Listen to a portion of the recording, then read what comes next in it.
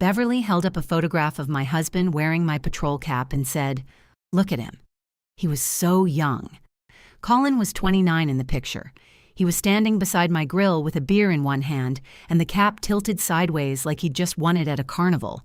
I had taken the photo during a cookout between deployments. The people around Beverly's dining table laughed softly, the way people do when they know grief has made an ordinary photograph sacred. "Those military years took so much from him," she said. I set down my fork. "From Colin?" Her eyes came to me, bright and offended. "You weren't the only one who sacrificed. I didn't say I was. You never have to." She pressed the photograph against her chest. "You were only the military wife. Colin was the one who held everything together. Nobody moved." Colin's sister, Paige, stared into her wine. Paige's wife, Renee, stopped chewing. Across from me, Colin examined the edge of his plate as if the answer might be written under the glaze. I gave him time. 3 seconds can be generous. 5 can be humiliating. By 10, I understood exactly what my husband was choosing. I looked back at Beverly. Then who, exactly, had actually served? That was the question that emptied the room of air. It was also the question Colin would later claim had destroyed his family, as though I had built it in a garage and brought it to dinner loaded. 6 weeks earlier, I still believed our problem was a plumbing emergency. The call came at 5:12 on a Tuesday morning. I remember because I was awake, as usual, and because Colin's phone played Sweet Caroline whenever his mother called. He had chosen it years ago as a joke. At 5 in the morning, Neil Diamond sounded less like a joke and more like a home invasion. Colin slapped the nightstand twice before finding the phone. "Mom?" I lay still beside him, watching the ceiling fan make slow black blades against the dark. "What do you mean, raining?" A pause. "Inside where?" That got me out of bed. By 6, we were standing in Beverly and Frank's upstairs hallway in ankle-deep water. A pipe behind the guest bathroom wall had burst sometime during the night. Water ran down the floral wallpaper in clear sheets and dripped through the dining room ceiling below. One of the light fixtures had filled like a fishbowl. "Don't touch the switch," I told Beverly. I wasn't going to. Her hand was already reaching for it. I caught her wrist, not hard, and moved it away. Electrician first. She looked at my hand until I released her. Beverly could make being prevented from electrocution feel like a breach of etiquette. Colin came up the stairs carrying a red toolbox. "Water's off." "Main breaker." He blinked. "Colin." I was getting to it. I went downstairs and shut it off. There are emergencies that announce themselves with smoke and screaming, and there are emergencies that smell like wet drywall and require contractor estimates. People imagine military experience prepares you for the first kind. Mostly, it prepares you to stay useful while everyone else repeats what has already happened. Beverly stood in the dining room wearing a pink robe and Frank's old boat shoes. She kept moving framed photographs from one end of the buffet to the other, although both ends were equally wet.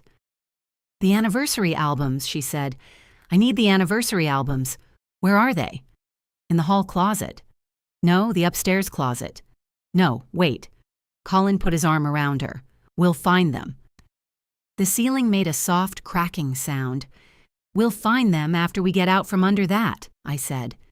Beverly let Colin guide her toward the kitchen, then turned back to me. Frank would know which valve. "Frank labeled the main shutoff," I said. That helped. For half a second, her face softened. Frank Mercer had labeled everything: the electrical panel, the freezer shelves, the plastic tub holding extension cords, which he labeled extension cords, in block letters large enough to read from the street. He had been dead 4 months. The boat shoes were his. I realized that only when Beverly looked down at them. Colin spent the morning calling the insurance company and saying unbelievable to 6 different representatives. I photographed the damage, found a restoration company, moved what could be moved, and wrote the names of everyone we spoke to on the back of an unopened pizza coupon because nobody could find paper. By noon, 3 industrial fans were roaring through the house. Beverly sat on the porch with a mug of coffee she hadn't touched. "You'll stay with us," Colin said. He didn't look at me. Beverly did. Oh, I couldn't impose. The sentence had a delicate ceremonial quality. We all knew it was not a refusal. "Of course you can stay," I said, because her bedroom ceiling was open and grief had already taken enough furniture out from under her. "Just until the house is dried out," Colin added. The restoration supervisor, a cheerful man named Darnell, looked up from his tablet. "Dry-out's one thing, rebuild's another." "How long?" I asked. "Depends what we find behind the walls." Beverly gazed toward the front window as if he had suggested the walls were hiding communists. Colin squeezed her shoulder. 3 weeks, maybe." Darnell opened his mouth. I gave him a small shake of my head, not because I agreed, because some casualties did not need to be declared on the porch. Beverly arrived at our house that evening with 12 plastic tubs, 2 garment bags, a ceramic rooster, and a recliner Colin had strapped upright in the bed of his truck. I stood in the garage as he backed in. 3 weeks?" I asked. He leaned out the window. "She needs familiar things. The rooster." It was Dad's. Frank had disliked that rooster. He once told me he kept it because smashing it would make Beverly buy 2. The recliner was too wide for the front door, which Colin discovered after 40 minutes of sweating, pivoting, and accusing the door frame of being non-standard. I watched from the porch until he looked at me. "You gonna help? You said you had it." "I thought I did." I set down my coffee. "Take the back off." "The back doesn't come off." "It does." "How do you know?" "Because furniture does not hatch full-grown inside living rooms." From behind him, Beverly said, "Frank always hired movers." Colin shut his eyes. The back came off. That first night, we ordered Chinese food because the kitchen counters were covered in Beverly's things. She had unpacked a framed photograph of Frank in his Navy ball cap. Though Frank had served exactly 4 years in the 70s and spent most of them maintaining radios in California. Beverly referred to this as his time overseas because, as she once explained, California was over there.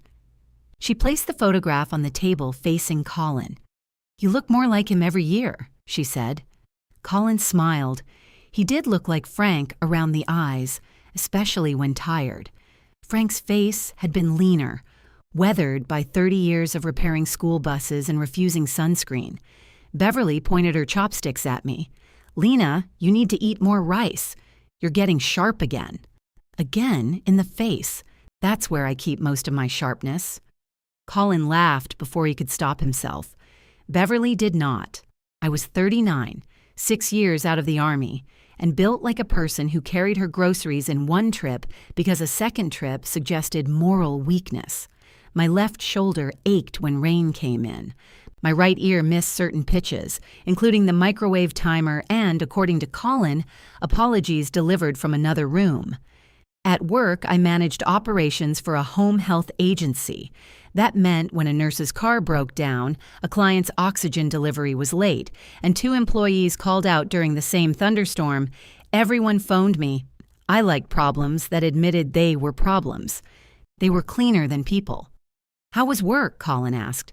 "Mrs. Alvarez fired another aide." "The lady with the parrot?" The parrot fired the aide first. Beverly looked confused. It learned her name and yelled, "Get out, Denise," every time she entered the room. Colin laughed hard enough to cough. Even Beverly smiled into her carton. That was the trouble with us. We could still be good in a room together.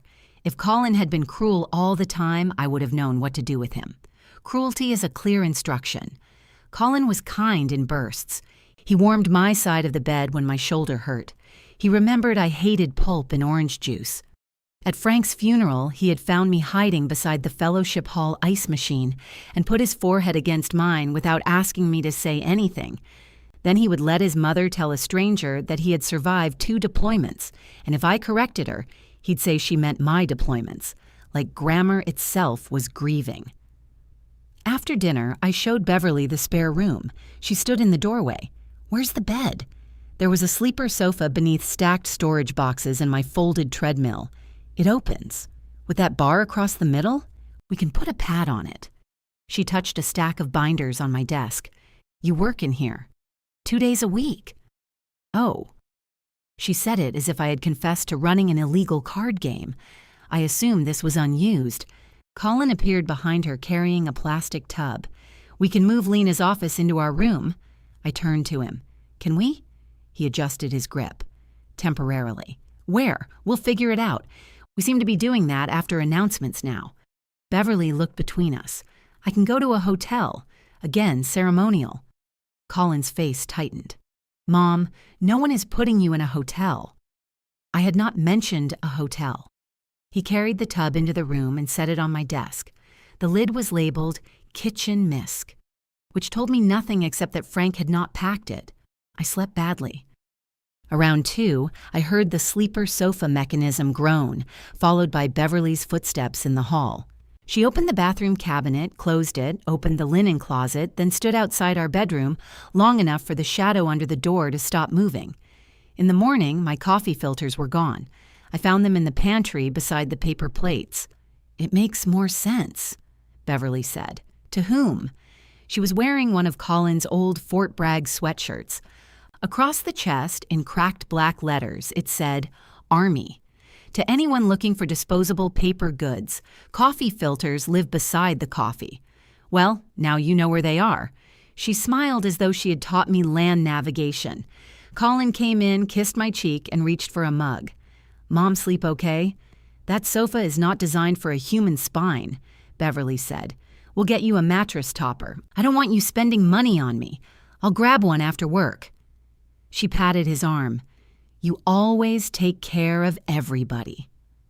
I looked down at the coffee I had made, in the kitchen I had cleaned, before leaving for the job whose schedule I had already rearranged so I could meet her insurance adjuster at 2. Colin caught my eye. For 1 second, something like apology crossed his face.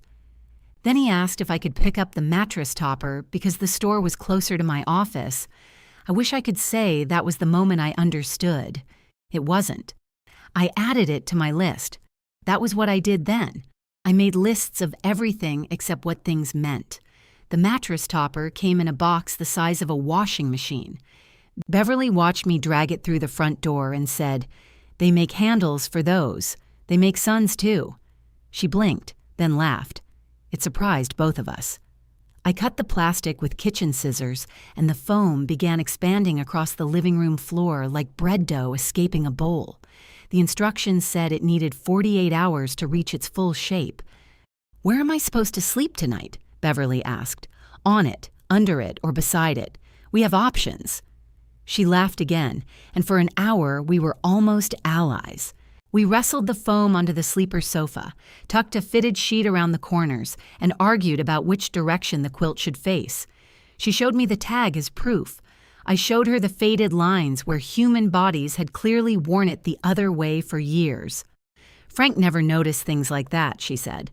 "Colin doesn't either." "No, he wouldn't." There was affection in her voice, but also pride, as if not noticing sheets were a Mercer family achievement. The insurance adjuster arrived 20 minutes late in loafers that looked too expensive for damaged houses. His name was Todd. He spoke mainly to Beverly, which made sense because it was her claim, but when he had technical questions, he turned toward Colin. Colin was at work. "So, your husband said the water ran for approximately 6 hours, Todd told me. "Colin is my husband. He wasn't there when it started." Todd checked his tablet. "Right, sorry." "Your brother, then?" "No." Beverly stepped between us with a tray of iced tea. "Colin handles these things for me." Todd accepted a glass. "Good to have someone handy in the family." "Lena found the company," Beverly said. "But Colin understands houses." I waited. Todd waited too, probably because I had not taken a glass.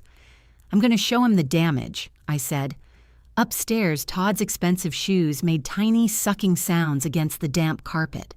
I walked him through what Darnell's crew had removed, what remained wet, and where the water had traveled. He started directing his questions to me after that. Nothing dramatic happened. No one apologized. Competence rarely changes a person's opinion all at once. It just makes their old opinion inconvenient. When we finished, Beverly was sitting at the kitchen table with Frank's anniversary albums stacked in front of her. "You found them," I said. Colin did. I had found them in the downstairs linen cabinet behind 3 beach towels and carried them out before Todd arrived. Colin had been at work since 7. Beverly opened the top album. He told me where to look. He guessed upstairs. He remembered I moved them. I could have challenged that. Instead, I watched her turn a page. The early photographs were all cigarette haze and brown furniture. Beverly wore her hair to her waist. Frank looked startled in every picture, including his wedding portrait. There were cruise tickets, pressed flowers, restaurant receipts, and a napkin with Happy 10th Bev written in blue ink. On the next page was a photograph of Colin and Paige as adults, both sunburned, holding a cake that leaned sharply left. 35th anniversary, Beverly said. Colin arranged the whole thing. Paige baked the cake. She followed the recipe. I was there. Beverly's finger stopped on the plastic sleeve. "You always do that? Do what?" "Correct people." She said it quietly, without anger. That made it land harder. "I correct facts. Sometimes people care more about the feeling. Sometimes the feeling depends on who gets erased." Her mouth tightened. I expected a fight. Instead, she closed the album and ran her hand over the cover. "My house is torn apart," she said. "My husband is dead. I don't need to be cross-examined over a cake. She was right about that much." "I'm sorry," I said. She nodded once, accepting the apology without offering anything back. That evening, Colin came home carrying a bag of barbecue and the expression he wore when preparing to be reasonable. "Mom said you two had a rough afternoon. Todd wore loafers into standing water. You know what I mean. I took foam containers from the bag. She gave you credit for finding the albums." "So?" "So I found them. I told her they might be downstairs." "You told her upstairs." "Lena." He lowered his voice. Beverly was in the guest room with the television loud enough to follow from space. "Does it matter?" "No. That's the interesting part. What does that mean? It means you could have said, 'Lena found them,' and nobody would have died." He rubbed the bridge of his nose. "Frank used to do the same thing when Beverly spoke. I had once thought it showed patience. Now I wondered how much of patience was simply refusing to enter the room where the actual conversation was happening. 'She's fragile,' he said. "I know." "Then why push?" "I didn't push. She told me you found something I had found, and I said I found it. You hear how that sounds, right? Accurate? Petty." The word sat between us. Beverly called from the guest room. "Do we have coleslaw?" Colin closed his eyes. "Bag on the counter," I called. "Is it vinegar or mayonnaise?" "Mayonnaise." "Oh, never mind." Colin looked toward the hallway, then back at me. The corner of his mouth twitched. I tried not to smile. He leaned closer. "See? Fragile. That was how he survived conflict. He turned it sideways until we were standing together, looking at someone else. I let him do it because I wanted to stand beside him. At work the next morning, our scheduling coordinator, Monique, found me staring at a spreadsheet while holding the office phone upside down. "You waiting for Australia?" she asked. I looked at the receiver. "Possibly." "Your mother-in-law still there?" "Day 3. You counting already?" "I count everything." Monique lowered herself into the chair across from my desk. She wore purple glasses and had the unnerving ability to look relaxed while knowing exactly what you were avoiding. "Mrs. Alvarez wants Denise back," she said. "The parrot apologize?" "The parrot knows 3 new phrases, none billable to Medicare." I turned the phone around and called Denise. She agreed to return if Mrs. Alvarez covered the cage whenever she visited. It was a reasonable accommodation. I put it in the care notes with a straight face. By 10, we had a nurse delayed on Interstate 95, a medication delivery sent to the wrong address, and a client insisting the new aide had stolen a spoon. The spoon was in the dishwasher. It often was. I moved through the problems one at a time. Confirm, prioritize, assign, follow up. People assumed calm meant nothing affected you. Usually it meant you had decided which thing was allowed to affect you first. At lunch, Colin texted me a photograph of Beverly asleep in the recliner with Frank's navy cap resting on her chest. "Hard morning," he wrote. I enlarged the photograph before I could stop myself. Her face looked smaller in sleep. The hard lines around her mouth were gone. The ceramic rooster stood on our bookshelf behind her, ridiculous and watchful. I wrote, "I'll bring soup." Then I hated that I had hesitated before sending it. Grief did not improve Beverly, but it made refusing her feel like striking someone while she was down. She could be controlling and lonely. She could misremember the same man she missed accurately. She could irritate me before breakfast and still look lost when she entered a room without Frank in it. I brought chicken soup from the deli she liked. She ate 2 bowls and complained there was too much time. On Saturday, Paige and Renee came over to help sort what Beverly had brought from the house. Paige was 42, 3 years older than Colin, with Beverly's narrow nose and Frank's habit of reading instructions after breaking something. She worked for a dental supply company and approached every family problem as if it could be resolved by sending a firm email. Renee arrived carrying coffee, a box of pastries, and a roll of trash bags. "I brought 3 forms of emotional support," she said. "I like you best," I told her. "You always have." Paige kissed Beverly's cheek. "How are you holding up? Your brother's been wonderful." Paige glanced at the tubs filling our dining room. "I see that." Colin had gone to get shelving from the hardware store, an errand Beverly had invented after deciding our hall closet lacked a system. The closet already had a system. Towels were on the towel shelf. Tools were in the tool bin. Objects needed less philosophy than Beverly believed. We opened the first tub. It contained 4 table runners, an electric carving knife, old greeting cards, and a sealed bag of aquarium gravel. Beverly had never owned fish. "Kitchen miscellaneous," Renee read from the lid. "Technically undefeated." Paige held up a ceramic gravy boat shaped like a turkey. "Why did you bring this?"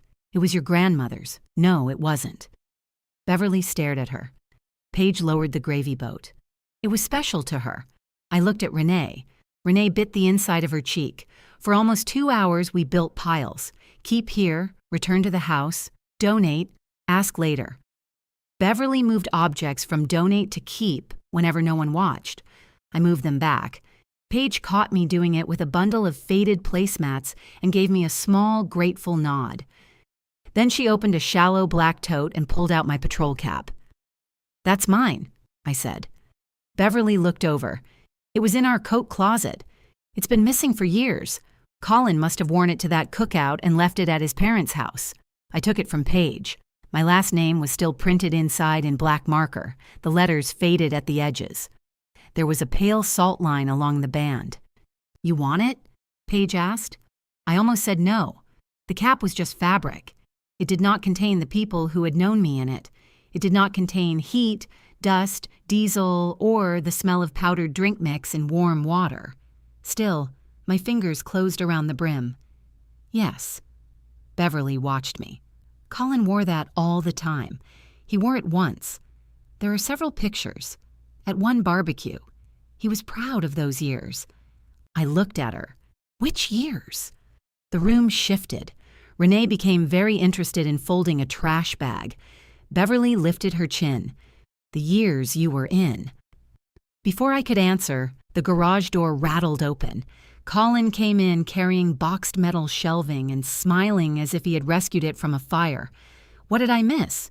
"Your military career," I said. He stopped. Paige made a sound halfway between a cough and a laugh.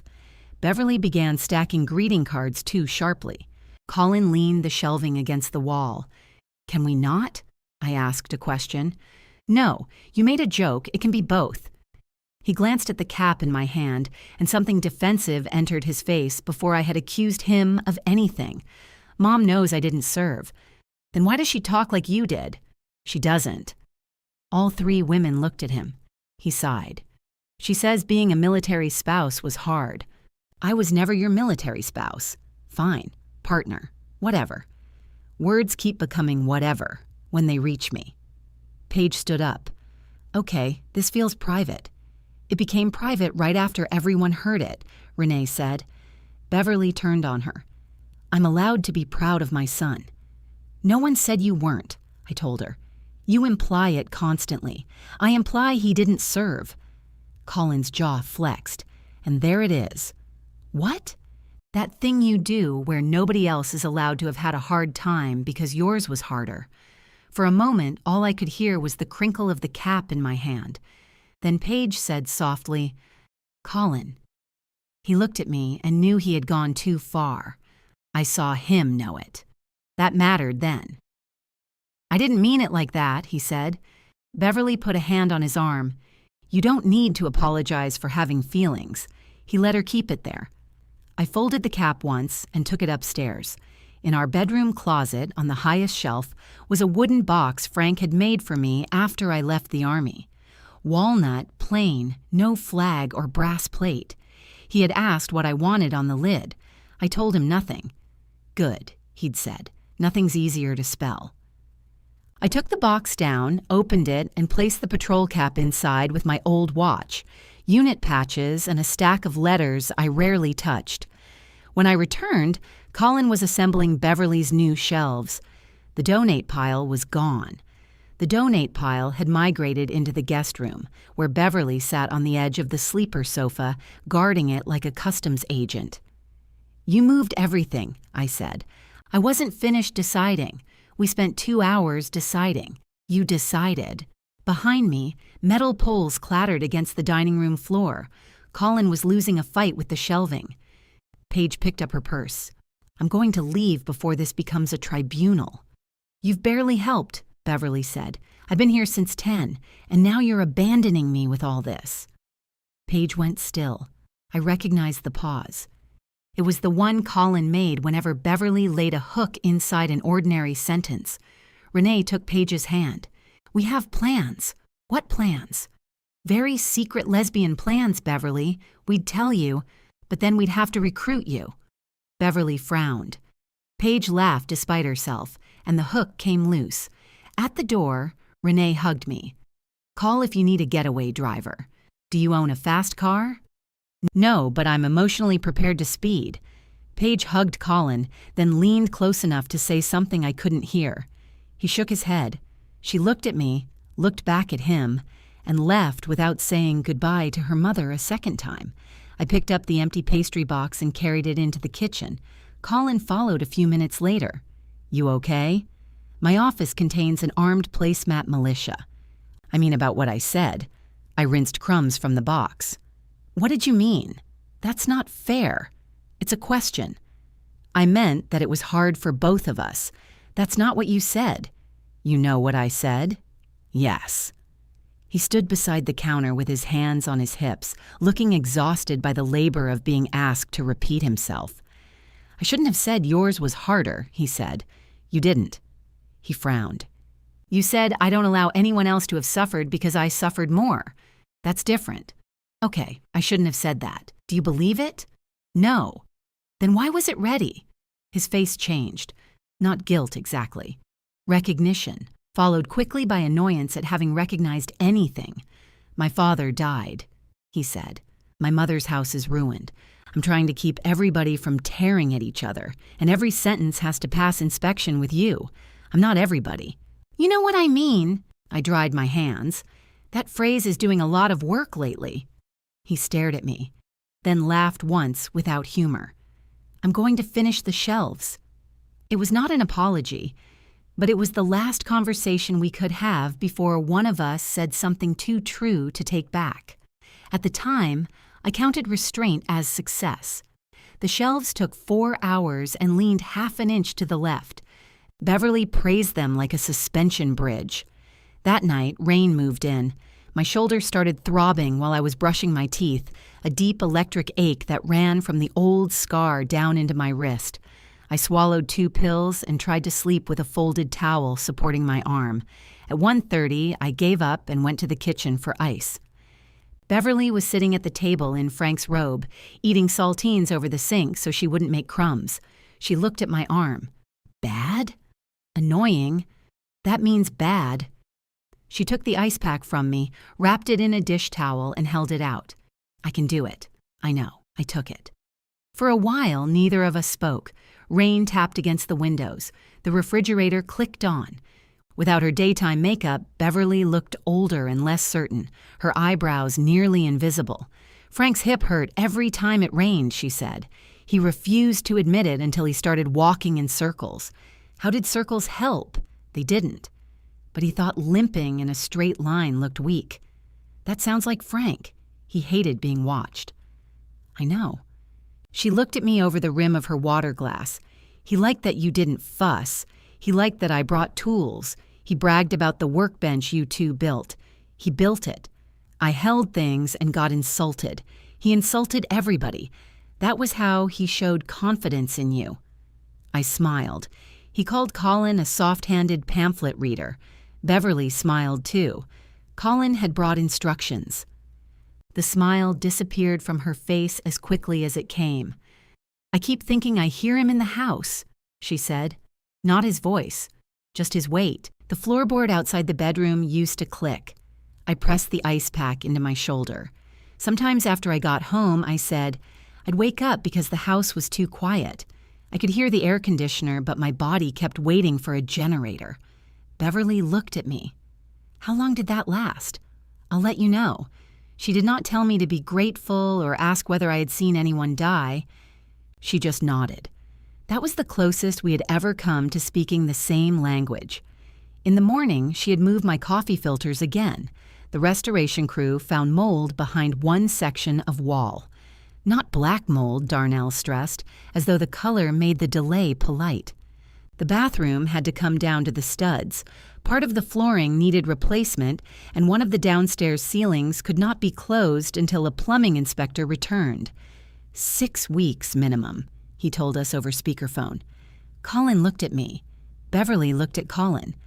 I looked at the calendar on the refrigerator where our 3-week understanding had not been written because apparently only military operations required end dates. We'll make it work, Colin said. My hand tightened around my coffee mug. After the call, Beverly went to shower. Colin busied himself wiping an already clean counter. You could have looked at me before saying that. I did look at you. After. What was I supposed to say? No, Mom, live in the wet house. There are choices between our spare room and pneumonia. She doesn't want an apartment. Has anyone asked? She's not moving twice. She already moved enough belongings here to establish a trade route. Why are you making this about the tubs? I'm making it about you promising my time and my space while I'm standing beside you. Our space. Great. Then half the office stays mine. He dropped the dish towel. Do you want her to feel unwelcome? I want her to feel temporary.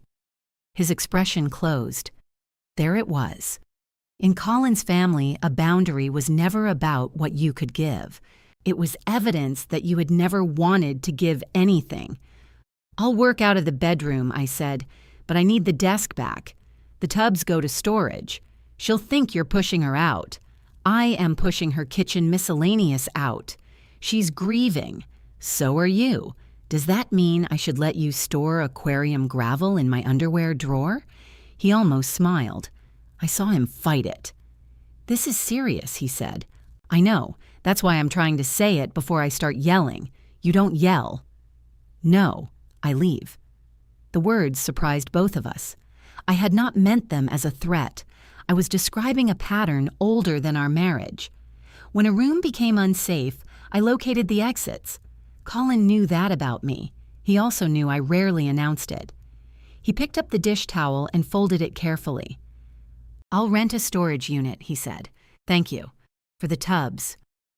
I understood. The unit remained unrented for 8 days. During those 8 days, Beverly learned my schedule better than Colin knew it. On Mondays and Thursdays, when I worked from home, she waited until I joined a video call to run the vacuum. She began taking calls in the dining room outside my office, speaking loudly about contractors and once telling a friend, Lena's home, but she's working, supposedly. I muted myself. Actually, Beverly turned away. At the agency, no one questioned whether I worked. They merely assumed I could do 3 jobs at once. Monique started leaving granola bars on my desk because I kept forgetting lunch. One afternoon, she slid an envelope across to me. "What's this?" "Your expense report." "I didn't ask for it." "You were about to." "I was not." "You had the face." "What face?" "The one that says numbers have betrayed you personally." I opened the envelope. She had flagged 3 duplicate mileage entries before accounting could reject the report.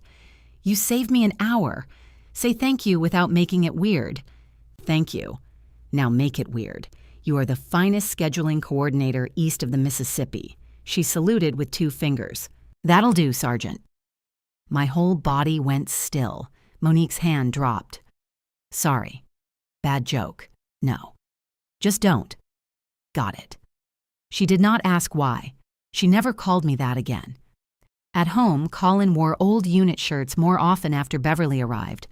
I noticed because I had bought most of them at exchange stores years before. He said they were comfortable. Maybe they were. Cotton did not become stolen valor because a civilian put it on.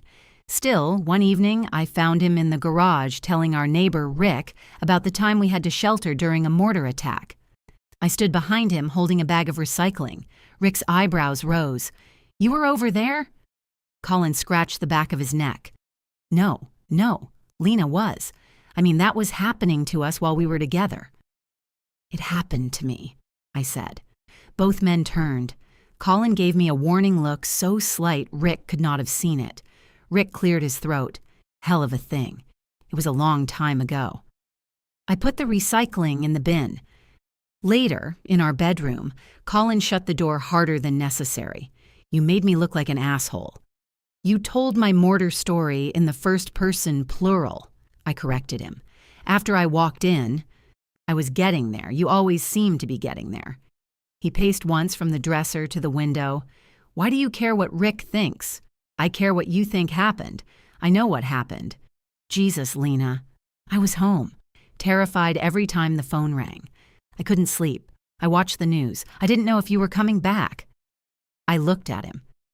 There it was again. Something true being used to carry something false. "I know it was hard," I said. "Do you?" "Yes. Because sometimes it feels like I don't exist in that chapter of your life. You weren't there, Colin." He flinched. I had meant geography. He heard judgment. Maybe part of me meant both. He slept facing away from me. At 3, my shoulder woke me, but I stayed in bed rather than risk finding Beverly in the kitchen. The next morning, a roll of packing tape sat on the counter beside a key. "I rented the unit," Colin said. Beverly stood near the sink with her arms crossed. "I hope reclaiming your dining room is worth the trouble." "It's my office," I said. "Of course." Colin picked up the key before either of us could say more. "Paige is coming Saturday to help move things." "Paige has plans," Beverly said. "She changed them." Beverly's mouth softened in satisfaction. I wondered what hook Colin had used.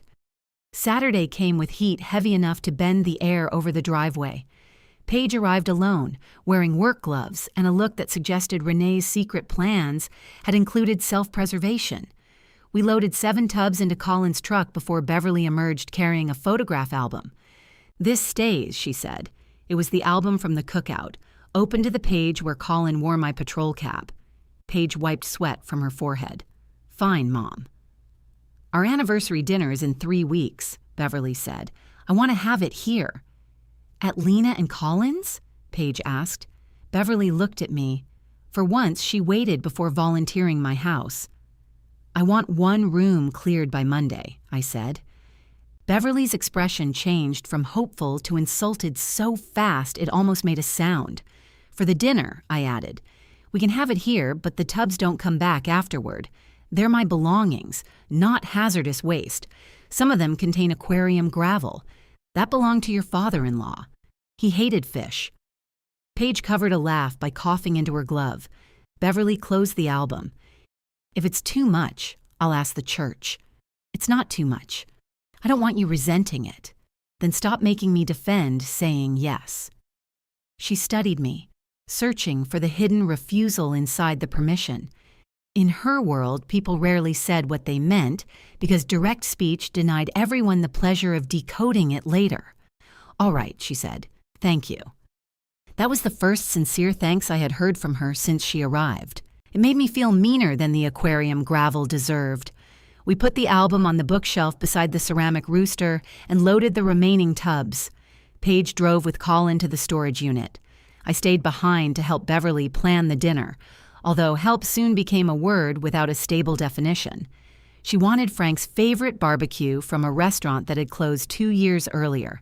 She wanted their wedding china, currently boxed in a dining room with half a ceiling. She wanted 14 people around our table, which seated 6 if none of them had elbows. "We can use folding tables," I said. "I don't want it to look like a church basement. Then we invite fewer people. We can't exclude the Pritchards." "I don't know the Pritchards." "Exactly." I waited for logic to arrive. It did not. We settled on 10 people. The 4 of us, Paige and Renee, Frank's oldest friend Walt and his wife Donna, plus another couple from Beverly's neighborhood, Marcy and Tom. We would order barbecue from a place Colin liked, borrow 2 chairs from Paige, and use our regular dishes because nobody enjoyed pulled pork more from Gold Trim. Beverly wrote the guest list on one of my legal pads. "What are we celebrating?" I asked. She looked offended again. "Our anniversary." "I understand the date. I mean, what do you want the evening to be? A dinner? With a toast? Photographs? Stories about Frank?" Her pen stopped. "I don't want everyone sitting around talking about him like it's another funeral." "Okay, I want it cheerful." "Okay, but not casual. Cheerful grief with napkins." Cloth napkins. I wrote that down. When Colin returned, he found us measuring the dining room.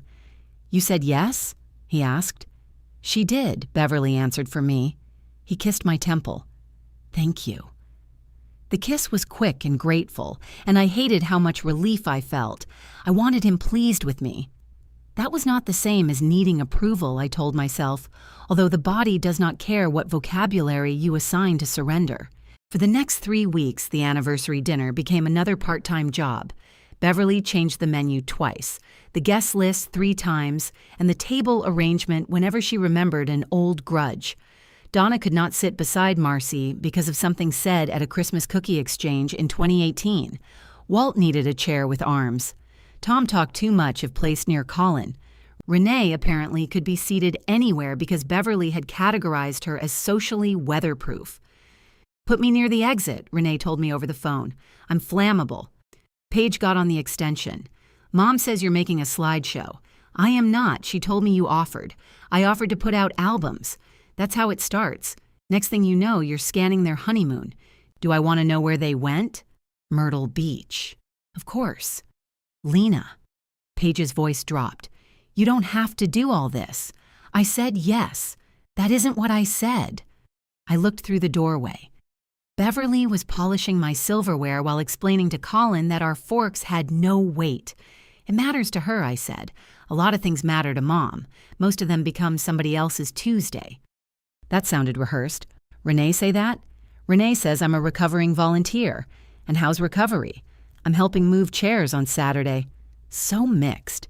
She laughed. Paige had spent years being called unreliable because she declined requests before Beverly could turn them into duties. Colin was the dependable one because he agreed immediately.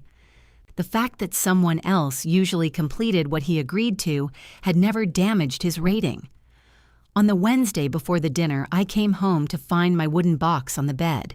The lid was closed. My patrol cap lay beside it. I stood in the doorway with my work bag still over my shoulder. Colin came out of the bathroom. "Hey, why is that there?" He followed my eyes. "Mom wanted the cap for the photo table." "She opened the box?" "I did." "You opened it?" "She said you'd put the cap in there." That answered where it was, not whether you could take it. His face tightened. "It's a hat, Lena. It was in a closed box in the top of our closet." I didn't read the letters. The fact that he knew there were letters made the room feel smaller. "Put it back." "Fine. Now." He picked up the cap, opened the box, and dropped it inside. Don't. What? Don't drop it in there because you're angry. He stared at me. How should I place the hat so it understands my intentions? I set down my bag. He saw my face and exhaled. I'm sorry. That was shitty. Yes. He folded the cap along the old crease and laid it inside. Beneath it were my unit patches, my watch, the letters secured with a rubber band, and the cheap silver bracelet Frank had given me the day I left the army. Colin closed the lid. Mom just wanted pictures from that period, he said. She has pictures. You're not in many of them. I wasn't here. That's kind of the point. I looked at him. Whose point? He rubbed his palm against his jeans. She wants to include you. By putting my cap beside photographs of you wearing it? No. Jesus, why does everything become an accusation? Because no one asks before taking it. He put the box back on the highest shelf. I'll tell her no, he said. I already did. That night, Beverly barely spoke to me. The next morning, she left my coffee filters where they belonged. By Saturday, the house smelled like smoked pork, furniture polish, and the vanilla perfume Beverly applied whenever she expected witnesses. I shifted our dining table toward the wall, added a folding table at one end, and covered both with matching cloths so the seam was less obvious. Renee arrived early, took one look, and said, "Beautiful church basement." I handed her a stack of plates. Paige brought chairs and a bakery cake with happy anniversary written in white icing. No number. Beverly had decided the number looked lonely without Frank. Colin wore a blue button-down shirt instead of an army one. I noticed. I also noticed myself noticing and wished I could stop monitoring my own husband like faulty equipment. He came behind me while I was arranging serving spoons and put his hands on my waist. "You're amazing," he said. I ordered food and disguised a folding table. "You made this happen." The words should have felt good. "Remember that at cleanup," I said. He kissed the side of my neck. "I mean it." For a while, the evening worked. Walt told a story about Frank accidentally towing the wrong fishing boat. Donna corrected every detail, including the color of the boat. Marcy brought a squash casserole nobody had requested. Tom talked too much near Colin despite the seating chart. Beverly sat at the head of the table in a dark green dress, laughing with one hand pressed to her throat. Grief remained visible around her, but it did not own every inch of her face.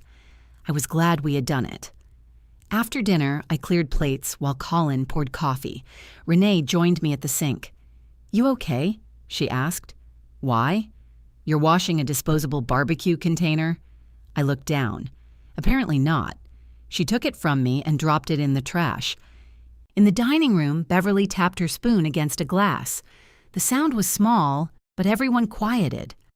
"I promised this wouldn't be sad," she began.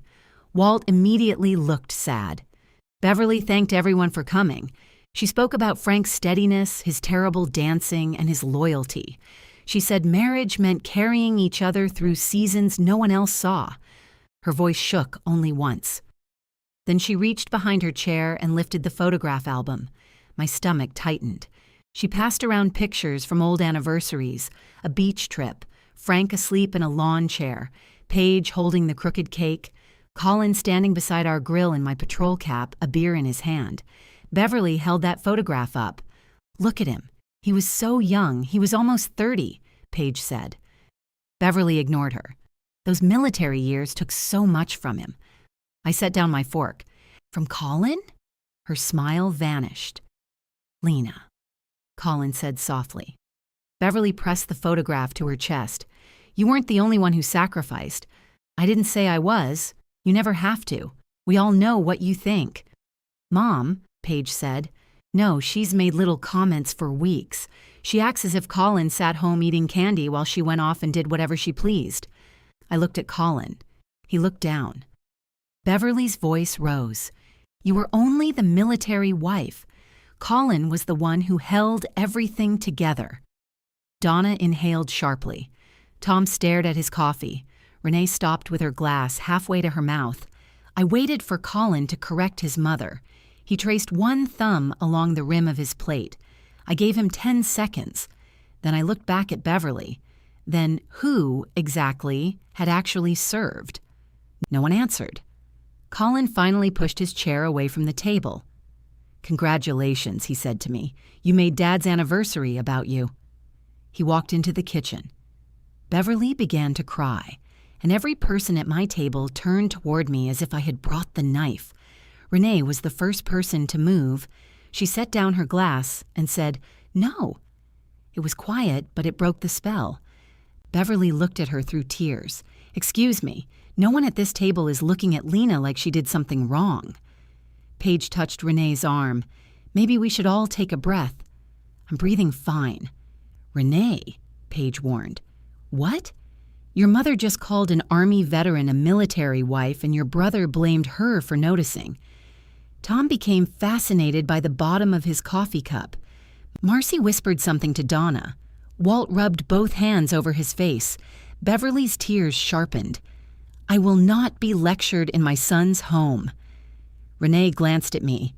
I shook my head once, not because Beverly was right, because I did not need Renee fighting a battle everyone would later say I had assigned her. "I'm going to check on Colin," I said. Beverly laughed wetly. "Of course. Make sure he apologizes properly." I walked into the kitchen. Colin stood at the sink with both hands braced on the counter. The faucet was running over nothing. "Turn off the water," I said. He shut it off. For a moment, the only noise came from the dining room, where Paige was telling people there was more cake. "What the hell was that?" Colin asked. "I asked your mother a question. At her anniversary dinner, in our dining room, after she told 10 adults that you served and I married into it.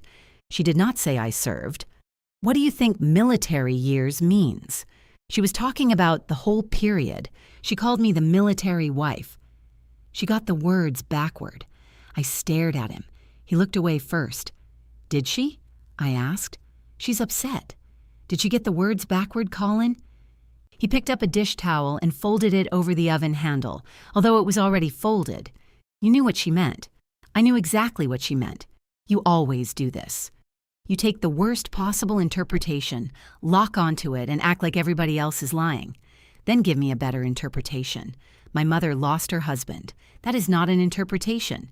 She wanted tonight to be about their marriage, about what they survived. You challenged her in front of their friends. I corrected a fact about my own life. You could have let it go for one night. I have let it go for years."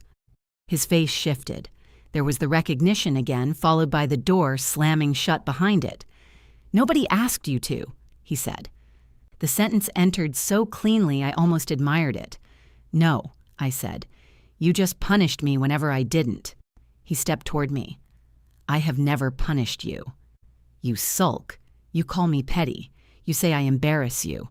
You tell me your mother means well, and then you let her say whatever she wants until correcting her costs more than silence. You embarrassed me tonight. Your mother embarrassed you. I only refused to cover it." He laughed once and looked toward the dining room. "You hear yourself? Everything's combat with you." No, combat was simpler. His mouth opened, then closed. Behind us, a plate clinked against another plate. Donna entered carrying a stack high enough to hide half her face. "Where do you want these?" she asked. "Counter's fine," I said. She put them down, touched my elbow, and returned without looking at Colin. Her touch lasted less than a second. It felt more honest than anything said that night. Colin lowered his voice. "Can we discuss this after everyone leaves? You already made your position clear in front of everyone." I was angry. So was I. You didn't look angry. There it was. Colin trusted emotion only when it performed for him. I picked up the trash bag from beside the refrigerator. "You should go sit with your mother," I said. "Don't do that." "Do what?" "Dismiss me like one of your employees. You chose her side. Go stand on it." His face went pale. I walked back into the dining room and began clearing the table. The evening died slowly, which was worse than if everyone had simply fled. Marcy insisted on wrapping casserole for Beverly. Tom asked twice whether anyone had seen his reading glasses. They were on his head. Donna scraped plates while talking too brightly about traffic. Walt lingered near the doorway. He was a heavy man with trembling hands and the softest voice in the room. "Frank was proud of you," he told me. Beverly heard. "Frank was proud of Colin," she said. Walt looked toward her. He was proud of both. The correction was gentle. Beverly received it like betrayal. Walt turned back to me. "He used to tell me you could fix anything." That was Frank exaggerating. "He said you were the only person who returned his tools to the right drawer. That part's true." His eyes watered. He thought highly of that. I smiled for him. It did not rescue anything, but it let him leave with his grief intact. Paige collected her mother's purse and set it beside the recliner. "Mom, maybe come home with us tonight," she said. "This is my son's house." "It's Lena's house, too," Renee said. Beverly looked at Colin, who had returned from the kitchen. He put one hand on the back of her chair. "You don't have to go anywhere." I tied the trash bag. Paige met my eyes. "Lena, Beverly can stay tonight." Beverly stiffened. "How gracious." "Mom, stop," Paige said. The room went quiet for the second time. Beverly looked honestly shocked. So did Colin. Paige swallowed. "Just stop talking for 5 minutes." It may have been the first direct boundary Paige had given her mother in years. She immediately began paying for it. "I see," Beverly said. "Your father is gone, and now everyone feels free to speak to me any way they like. That's not what I said. Renee has turned you against your family." Renee laughed. "I wish I had that kind of influence." Paige picked up her keys. "We're leaving." "You always leave." Paige flinched, but she kept moving. At the door, she stopped beside me. "I'm sorry." It was too broad an apology. I did not know whether she meant for her mother, her brother, herself, or the fact that I would be left with all three. "Drive safe," I said. When the last car pulled away, the house looked like a restaurant after closing. Half-empty glasses, crumpled napkins, cake icing smeared across a serving knife. The anniversary album remained open on the table to the photograph of Colin wearing my patrol cap. Beverly picked it up and hugged it to her chest. "I hope you're satisfied." "With what?" "Making everyone uncomfortable. Your statement made them uncomfortable. You baited me." I asked Colin a factual question. You made him look foolish in his own home. He made himself look foolish. Colin stepped between us, not close enough to touch either of us. That's enough. I looked at him. For whom? For everybody. Beverly's face crumpled. "I can't take this." She walked down the hall and shut the guest room door.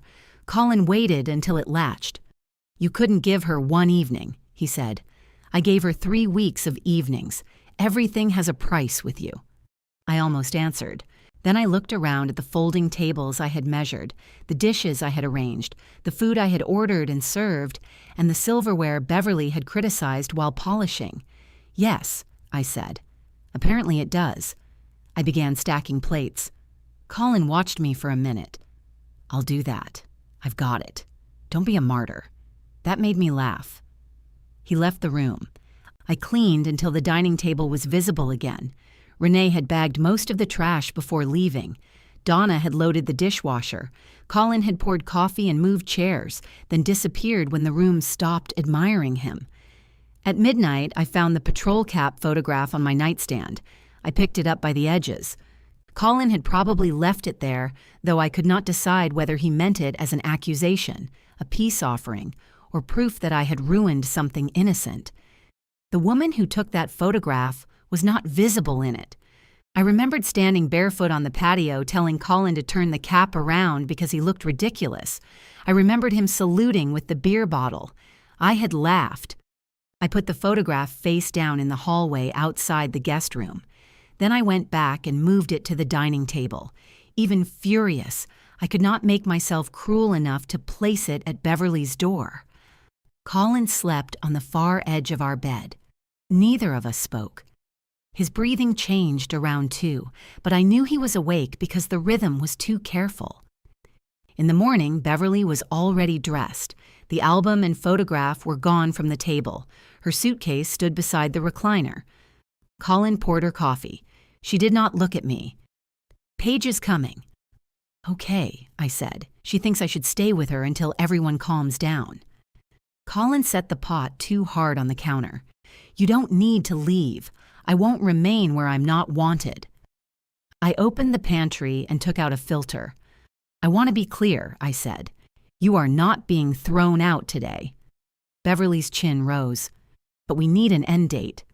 Colin turned. Not now. Yes, now. My house isn't finished, Beverly said. I know. Darnell said the bedroom and downstairs bathroom should be usable before the rest is complete. If that changes, we can help you find a furnished place. A furnished place. Or you can stay with Paige if she offers. Offers? Beverly repeated. I put the filter into the machine. My hands were steady, which Colin would later use as evidence that I felt nothing. 2 weeks, I said, the Saturday after next.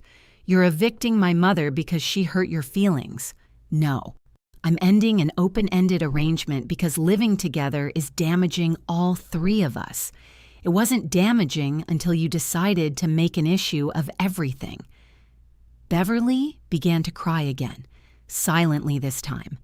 Colin went to her and put his arm around her shoulders. I measured the coffee grounds.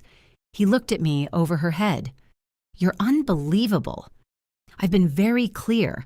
That's not the virtue you think it is. Paige's car pulled into the driveway. Beverly lifted her suitcase before Colin could reach it. At the door, she finally looked at me. I hope no one ever treats you as disposable when you become inconvenient. The words landed because she meant them to, also because some part of me had asked the same thing about Colin for years. I hope not, I said. She left with Paige. Colin remained at the open door until the car disappeared.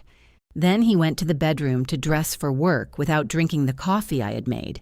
At 9, my phone chimed with a reminder, Meet plumber Beverly's 11:30.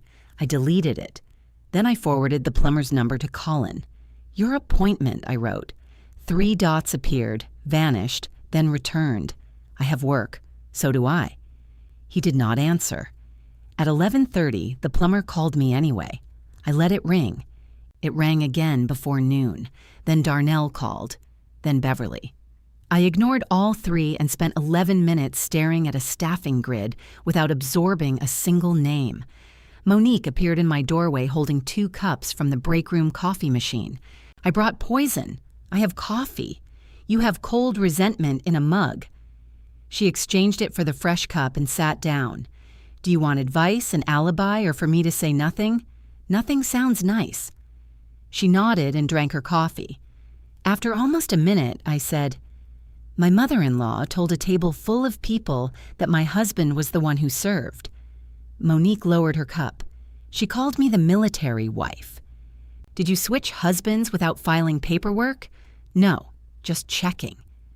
I told her about the dinner, keeping my voice low because our walls were thin and the agency had the acoustic privacy of a bus station. I left out the part where Beverly cried.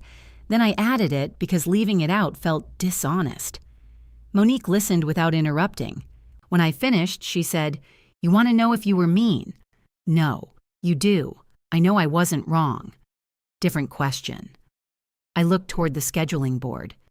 You can be mean and right, she said. I've built a career on it. I didn't yell. That's not what mean means. Then was I? Monique considered it. She never gave comfort before examining whether it would hold weight.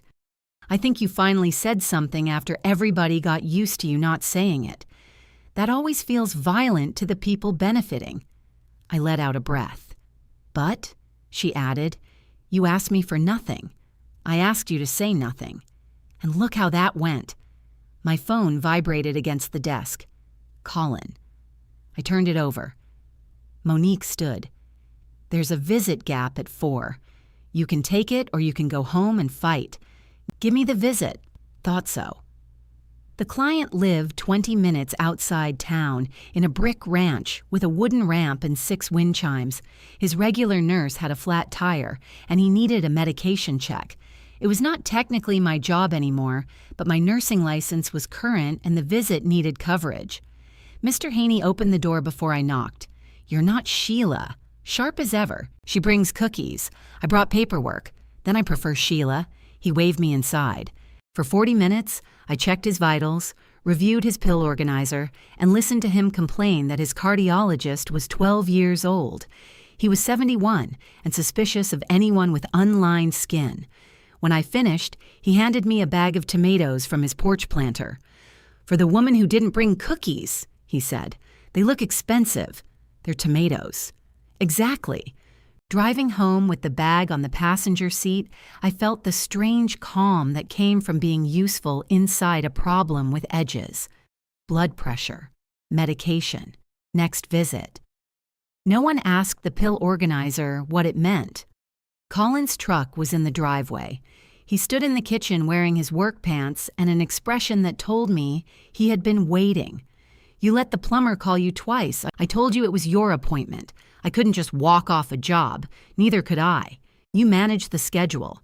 I manage other people's schedules." He charged a missed call fee. How much? That's not the point. It becomes the point when you lead with the fee. He put both palms on the counter. "Mom's bathroom gets delayed now because you wanted to teach me a lesson. I wanted you to meet the plumber. You knew I couldn't. I knew you had work. I also had work. You could have rescheduled. I didn't make the appointment, neither did I. Beverly did, then gave him my number." He looked surprised. "She said you arranged it." "I did not." His mouth tightened. For a second, we stood on the same side of the fact. Then he said, "You still could have handled it." There it was. I put the tomatoes in a bowl. "I could handle almost everything," I said. "That isn't an argument for why I should. She's staying on an air mattress at Page's. Page has a guest bed. Renee's using that room as an office." I looked at him. He heard it. "This is different," he said. "Why? Because they don't have the space. Neither did we. We made space. I made space." He stared at me. "What do you want, a medal?" The word came out before he could stop it. His face changed instantly. I set down the last tomato. "Don't," he said. I had not moved. "Lena, I'm sorry." I walked past him. He caught my forearm gently but without permission. My body turned before thought. I broke his grip, stepped outside his balance, and had his wrist pinned against his chest. The whole thing took less than a second. We both froze. I released him. Colin backed against the refrigerator. He was not hurt. The fear on his face was worse. "I told you not to grab me from behind," I said. "I wasn't behind you. You were outside my sight. I barely touched you." "I know." He rubbed his wrist. "Jesus. I'm sorry." He looked at me as if deciding whether I had proven something ugly about myself. I said I was sorry about the medal comment, he said. "I heard you." "No, you walked away. That's not accepting anything. I needed space." "You always need space right when I need an answer." I looked at the red mark forming on his wrist. "Are you injured?" "No." "Do you want ice?" His laugh was sharp. "That's what you have? What do you want me to say?" "I don't know. Something human." I flinched.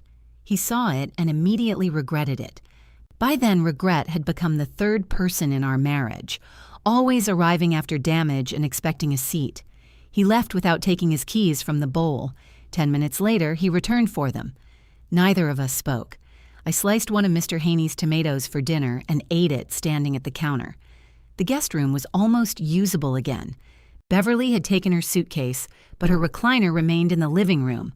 Her toiletries filled half the bathroom, and 3 garment bags hung from the closet door.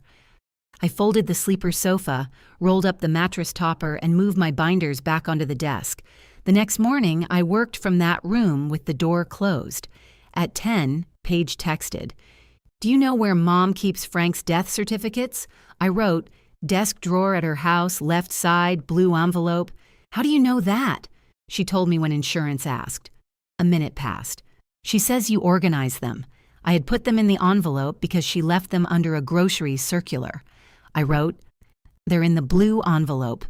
Paige sent a thumbs up. 20 minutes later, "Do you know which contractor is doing the flooring?"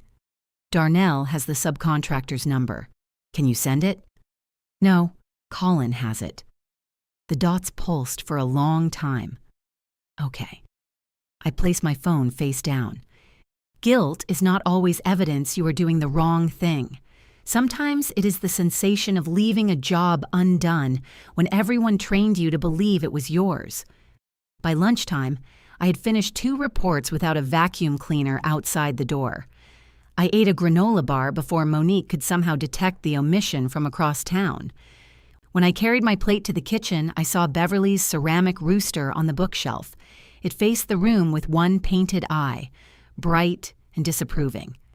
I turned it toward the wall. That evening, Colin came home late. He had eaten with Beverly at Paige's. He placed a foil-wrapped slice of meatloaf in the refrigerator. "Mom sent you dinner." "I've eaten." She still sent it. "Thank her for me." "She thinks you hate her." "I don't." Could have fooled me. I closed the dishwasher. "I don't want to live with her." "That's not the same thing." "To her it is." "What about to you?" He leaned against the counter, waiting. "I think she is grieving," I said. "I think she can be funny. I think she notices pain when she isn't busy ranking it. I think she has spent years turning your feelings into the center of rooms you weren't in, and I think you like it." His eyes narrowed. "There it is. You asked." "She loves me."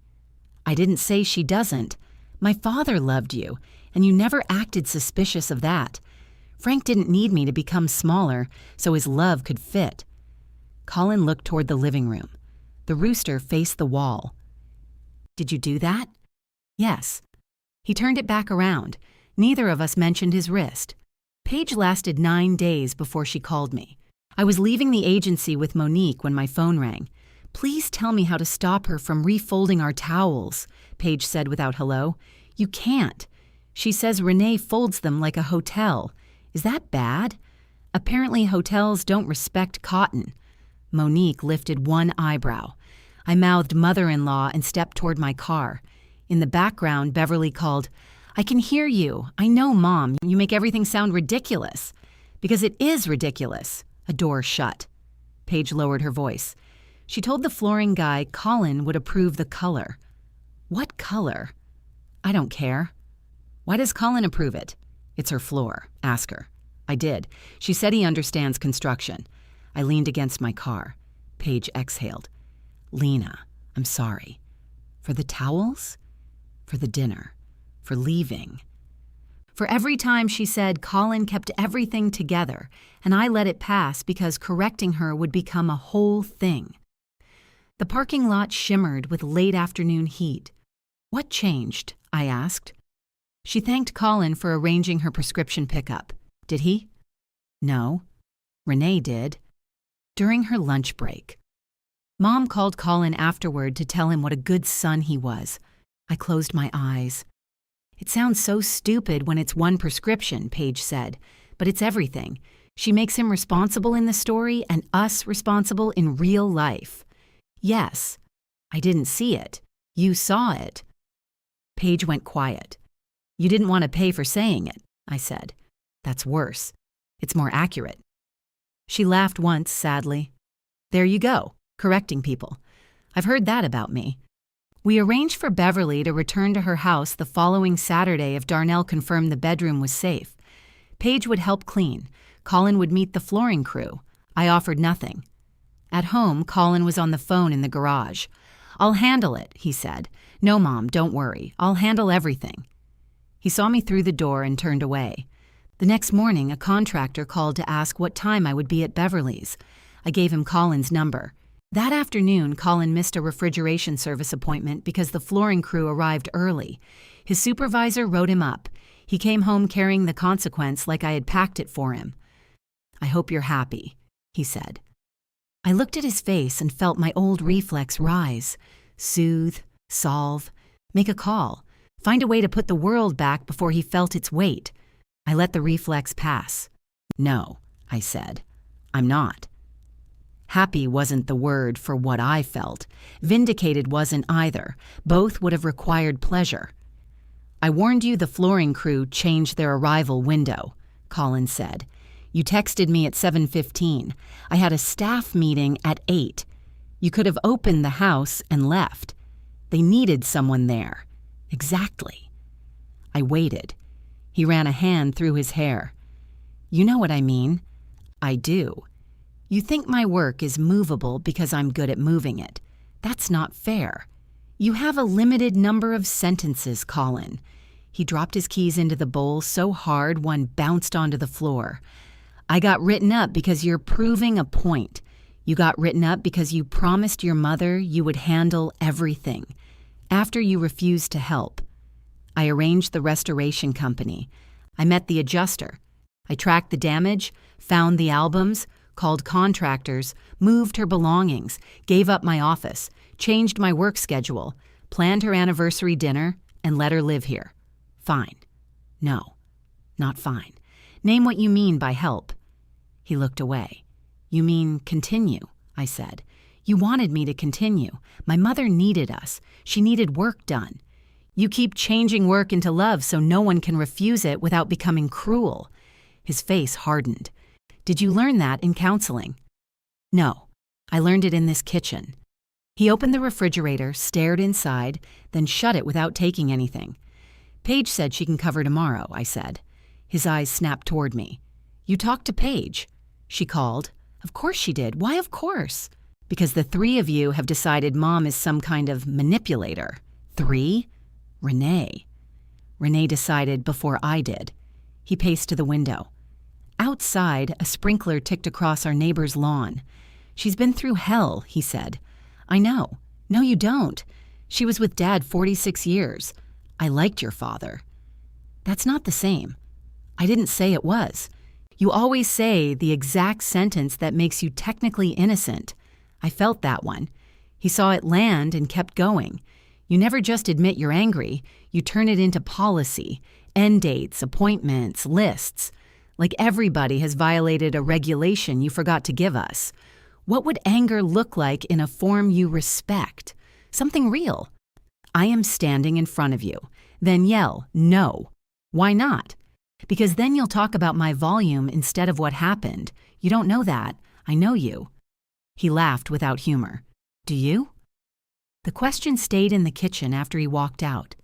I found his key on the floor and returned it to the bowl. Saturday morning, Beverly's remaining things occupied the hallway in a row.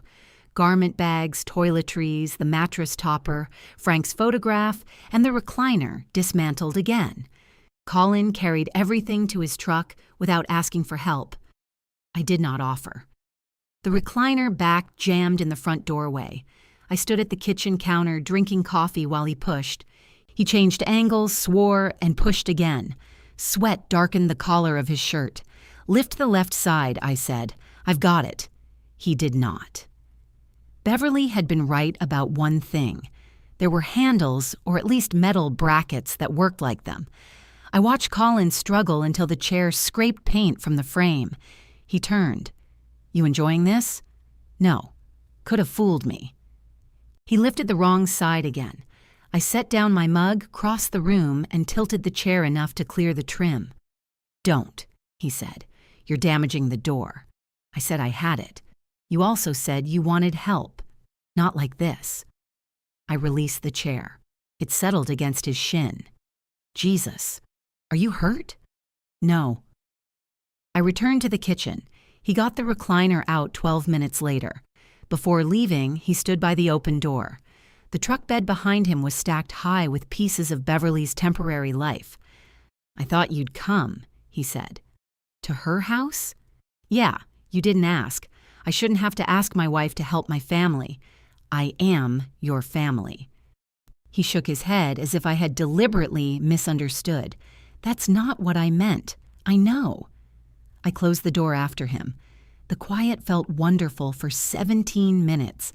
Then I noticed the indentation where the recliner had stood, a deep oval pressed into the rug. Frank's ceramic rooster was gone. So were Beverly's tissues, her vanilla perfume, and the stack of mail she had kept beside the sofa. The room looked larger and oddly cheap without her belongings. I sat on the couch. Relief and loss are not opposites. Sometimes they share an armrest. By late afternoon, I had cleaned the guest bathroom, restored my office, and carried the rolled mattress topper's plastic wrapping to the recycling bin.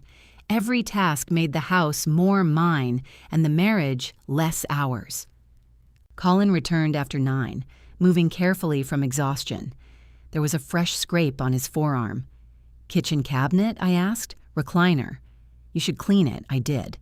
He opened the refrigerator and found the foil-wrapped meatloaf Beverly had sent days earlier. "That's old," I said. He checked it, smelled it, and put it back. "There's pasta." I ate at Mom's. "How is she?" "Home. Is the bedroom okay?" "Darnell says yes. I asked what she thinks. She says it smells like plaster and loneliness." "That sounds like her." He almost smiled. I took 2 glasses from the cabinet and filled them with water. He accepted one. "Paige showed up," he said. "Good. Renee, too. Good." They cleaned the whole kitchen. I said nothing. "Mom kept thanking me," he added. Our eyes met over the rims of our glasses. "Did you correct her?" I asked. "I told her Paige and Renee did most of it." "Most? I moved everything. That's true." He nodded, looking surprised that I had allowed him the point. "I'm sorry about the write-up," I said. His shoulders lowered slightly. "Thank you. I'm not sorry I didn't go." They rose again. "Can't you ever leave a good moment alone? Would it be good if I had to lie to keep it?" "I didn't ask you to lie. You wanted me to apologize for a boundary. I wanted you to care that it cost me something." "I do care. You didn't act like it." "How should I act?" "I don't know, Lena. Maybe hug me before conducting the review." I looked at him. He looked tired, not manipulative. My husband had lost his father, moved his mother twice, damaged his standing at work, and come home to a woman who had reduced every tenderness to a negotiation. I set down my glass and put my arms around him. At first, he remained stiff.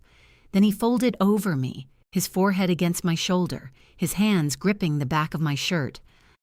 "I miss him," he said. "I know." He knew what to do with her.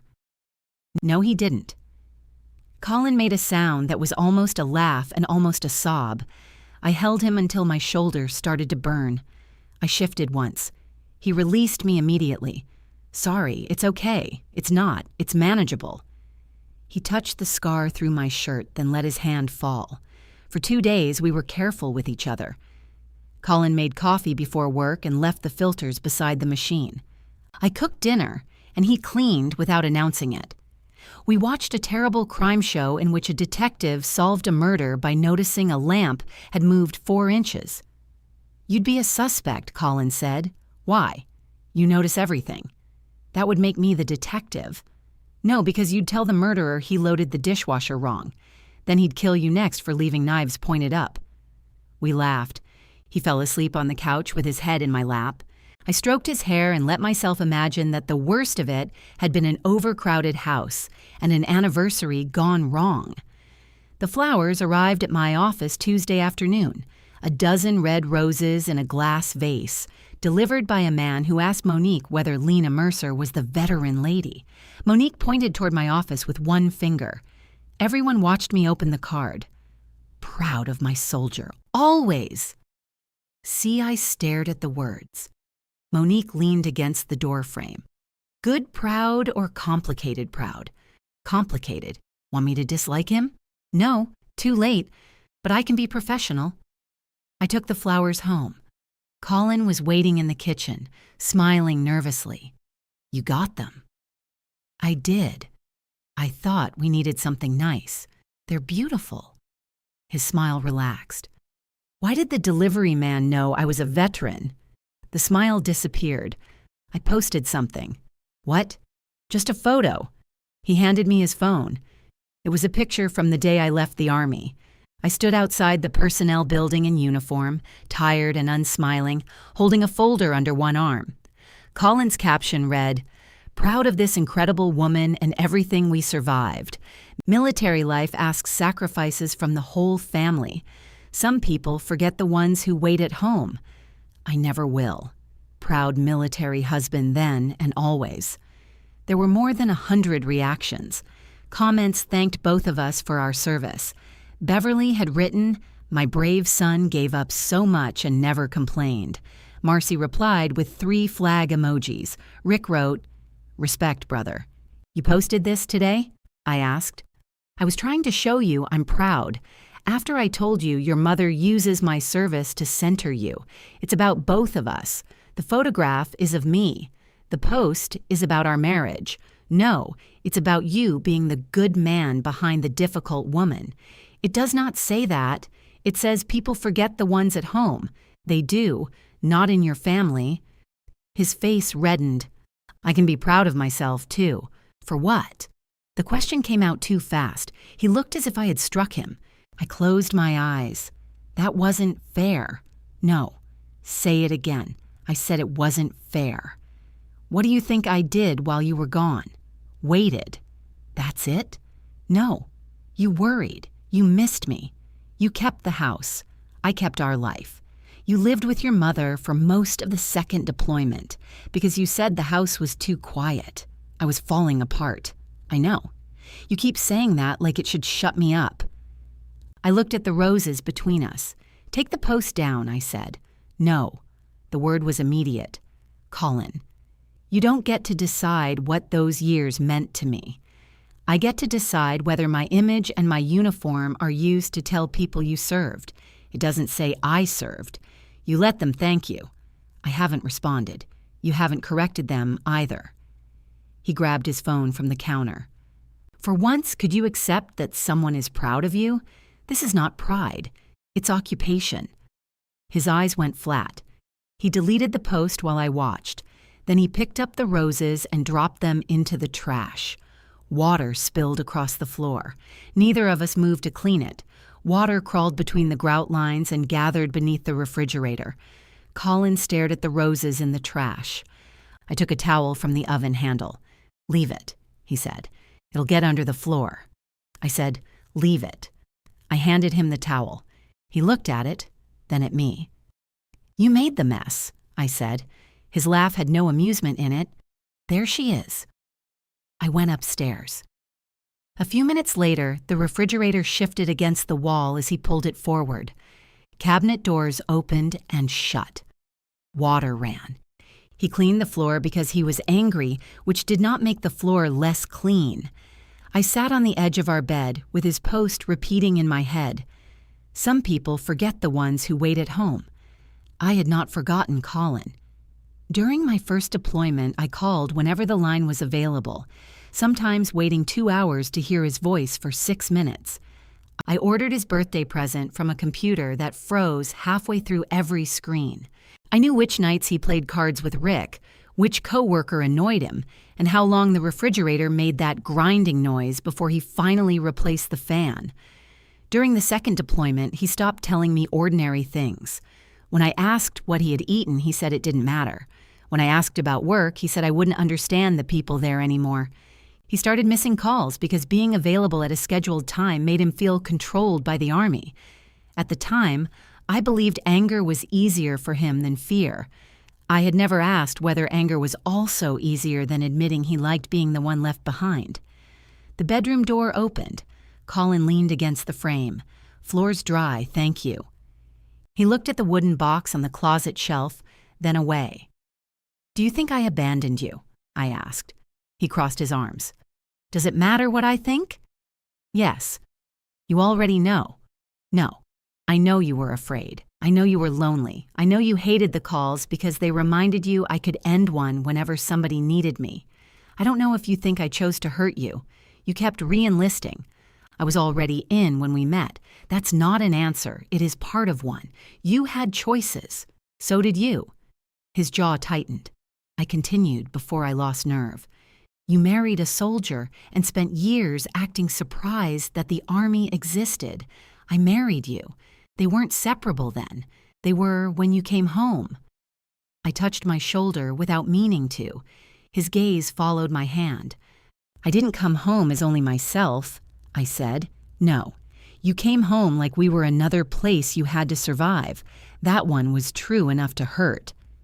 I looked down at the carpet. Colin entered the room and sat at the far end of the bed. When you were gone, he said, everyone asked me about you. Your mother called to ask whether I'd heard from you. My friends asked if you were safe. Mom asked how I was doing, but even that was because you were gone. My whole life became the space where you weren't. I'm sorry." He rubbed his hands together. "Then you came back and everyone was so proud. They should have been. I was proud. But nobody asked what happened here." "What did happen here?" I waited. The same word I had used. He heard it too. His face hardened. "I guess that's nothing." "I didn't say that. You asked what I was proud of, and I apologized. You always apologize after cutting exactly where you meant to." "That isn't fair. Maybe it's accurate." We sat with the borrowed word between us. "What do you want me to call what you did?" I asked. "I don't know. Support? Sacrifice? Love? Yes." "Okay, but you say it like you're granting me terminology. I'm trying to understand the argument. That's the problem. I'm your husband, not an argument." He stood. "Colin, I'm going to Mom's." "Why?" "Because I don't need a vocabulary exam to feel useful there." The front door closed a minute later. He slept at Beverly's that night. In the morning, I found one red rose on the floor beside the trash can. Its stem had broken beneath the others. I put it in a water glass, then felt ridiculous and threw it away before leaving for work. Colin came home the following evening and behaved as if he had been gone for an hour. He changed clothes, ordered pizza, and asked whether I wanted mushrooms. I said no. He ordered them anyway, then picked them off my slices before handing me the plate. That was our marriage. An avoidable mistake followed by attentive repair, repeated until the repair began to look like love. We did not mention the post. We also did not touch.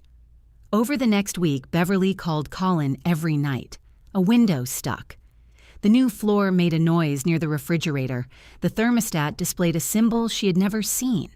Once she heard something in the attic and convinced herself an animal was trapped there. Colin drove across town with a flashlight. "It was a branch," he said when he returned after 11. "Did you trim it?" "No. It was touching the gutter." "Is she okay?" "She's alone."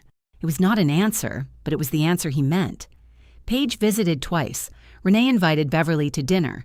Beverly accepted, then called Colin afterward to say everyone had rushed her out. She stayed 4 hours, Paige told me when she phoned. "What time did dinner start?" 5. "That sounds comprehensive. She doesn't want company. She wants Dad." I sat in my restored office, turning a pen between my fingers. I know, and because she can't have him, she wants someone whose life can stop whenever hers hurts. I thought of Colin driving across town for a branch. "Have you told him that? He says we're ganging up." "We?" "You, me, Renee." "I'm not in a gang." Renee made jackets. I smiled despite myself. Paige's voice softened. "How are you two?" "Accurate." "That bad?" I looked at the closed office door. Colin was in the garage talking to Beverly. I asked him if he thought I abandoned him. What did he say? "Not directly. Mercer family tradition." "Apparently." "Lena, he loves you." "I know." Paige was quiet. "I didn't say that solved it," she said. "I know that too." Friday evening, Colin asked if I wanted to meet him for dinner after work. We went to a small Italian place near the agency where the tables were covered in paper and crayons sat in coffee mugs for anyone who wanted to draw. Colin sketched a terrible horse while we waited for bread. "That's a dog," I said. "It's clearly a horse. Where's the neck? He's looking down. At what?" "His hopes." I laughed. He smiled, and for a moment we were the people we had been before every conversation arrived carrying witnesses. "I don't want to fight," he said. "Neither do I." I took the post down. "I know. I shouldn't have put it up without asking about the picture. Thank you. But I'm not apologizing for saying those years affected me." "I didn't ask you to." "You said occupation." "I meant you occupied my image." "I know what you meant." The waiter brought bread and olive oil. Colin tore a piece, dipped it, and watched the oil soak through. "Mom's not doing well," he said. My body understood before my mind did. "What do you want?" "For you not to assume I'm asking for something." "Are you?" He set down the bread. "She can't sleep. Has she called her doctor?" "She doesn't need pills." "I didn't say pills. She needs people." "Then visit her." "I do. Paige does." Renee does. I can have lunch with her. His eyes lifted. You would? Yes. Relief passed across his face too quickly. I held up a hand. Lunch. Not living together. No one said living together. The conversation ended there. I believed him because he had not technically said it. Saturday morning, I was cleaning the shower when the doorbell rang. Through the bathroom window, I heard a truck engine idling in the driveway. Colin called. I've got it. A few seconds later came the scrape of plastic against the front door. I walked into the hallway still holding a sponge. Beverly stood in the entry with a tote at her feet and a garment bag over one arm. Behind her, Colin lifted another black tub from his truck. 2 more sat in the bed beside a folded card table and Frank's Navy photograph. Beverly looked past me toward the guest room. Where should I put my clothes? The sponge dripped onto the floor. I looked at Colin. He set down the tub. Let's just get everything inside. What is happening? Beverly's mouth pinched. Colin said I could stay. For how long? Lena, he said. For how long? He glanced toward his mother. That glance answered before he did. Until she feels ready to go home. Beverly lifted her chin. I won't be a burden. I put the sponge on the small table beside the door. You need to take those things back to the truck. Colin's face reddened. We're not doing this on the porch. We're doing it before anything crosses the porch. I already told her yes. You told her yes to my time, my office, and my home, our home. Then why wasn't I in the conversation? Beverly picked up her tote. I knew this was a mistake. Mom, stop, no. She's made herself clear. She turned toward the truck. Colin caught the garment bag before it slid from her arm. You're staying. No, I said. He faced me. She is my mother. I know who she is. She can't be alone right now. Then you stay with her. This is my house, and hers isn't mine, so stop moving her needs into my rooms. Beverly began crying, not loudly. The sight of it hurt even while I knew what it would purchase. Colin put his arm around her. You are unbelievable, he said to me. She is grieving, and you're counting square footage. I'm counting how many times you volunteer my life and call yourself generous. His face went still. The neighbor across the street opened her garage, saw us, and closed it again. Beverly wiped her eyes. Take me home. Mom, take me home. Colin loaded the first tub back into the truck. He moved stiffly, refusing to look at me. Beverly sat in the passenger seat with Frank's photograph on her lap. Before he closed her door, she said, I would never make my husband choose between me and his mother. I walked closer, stopping on the other side of the screen door. You already did, I said. You just made sure Frank chose quietly. Her face changed. I had gone too far. Frank was not there to confirm or deny it, and grief was not permission for me to recruit him.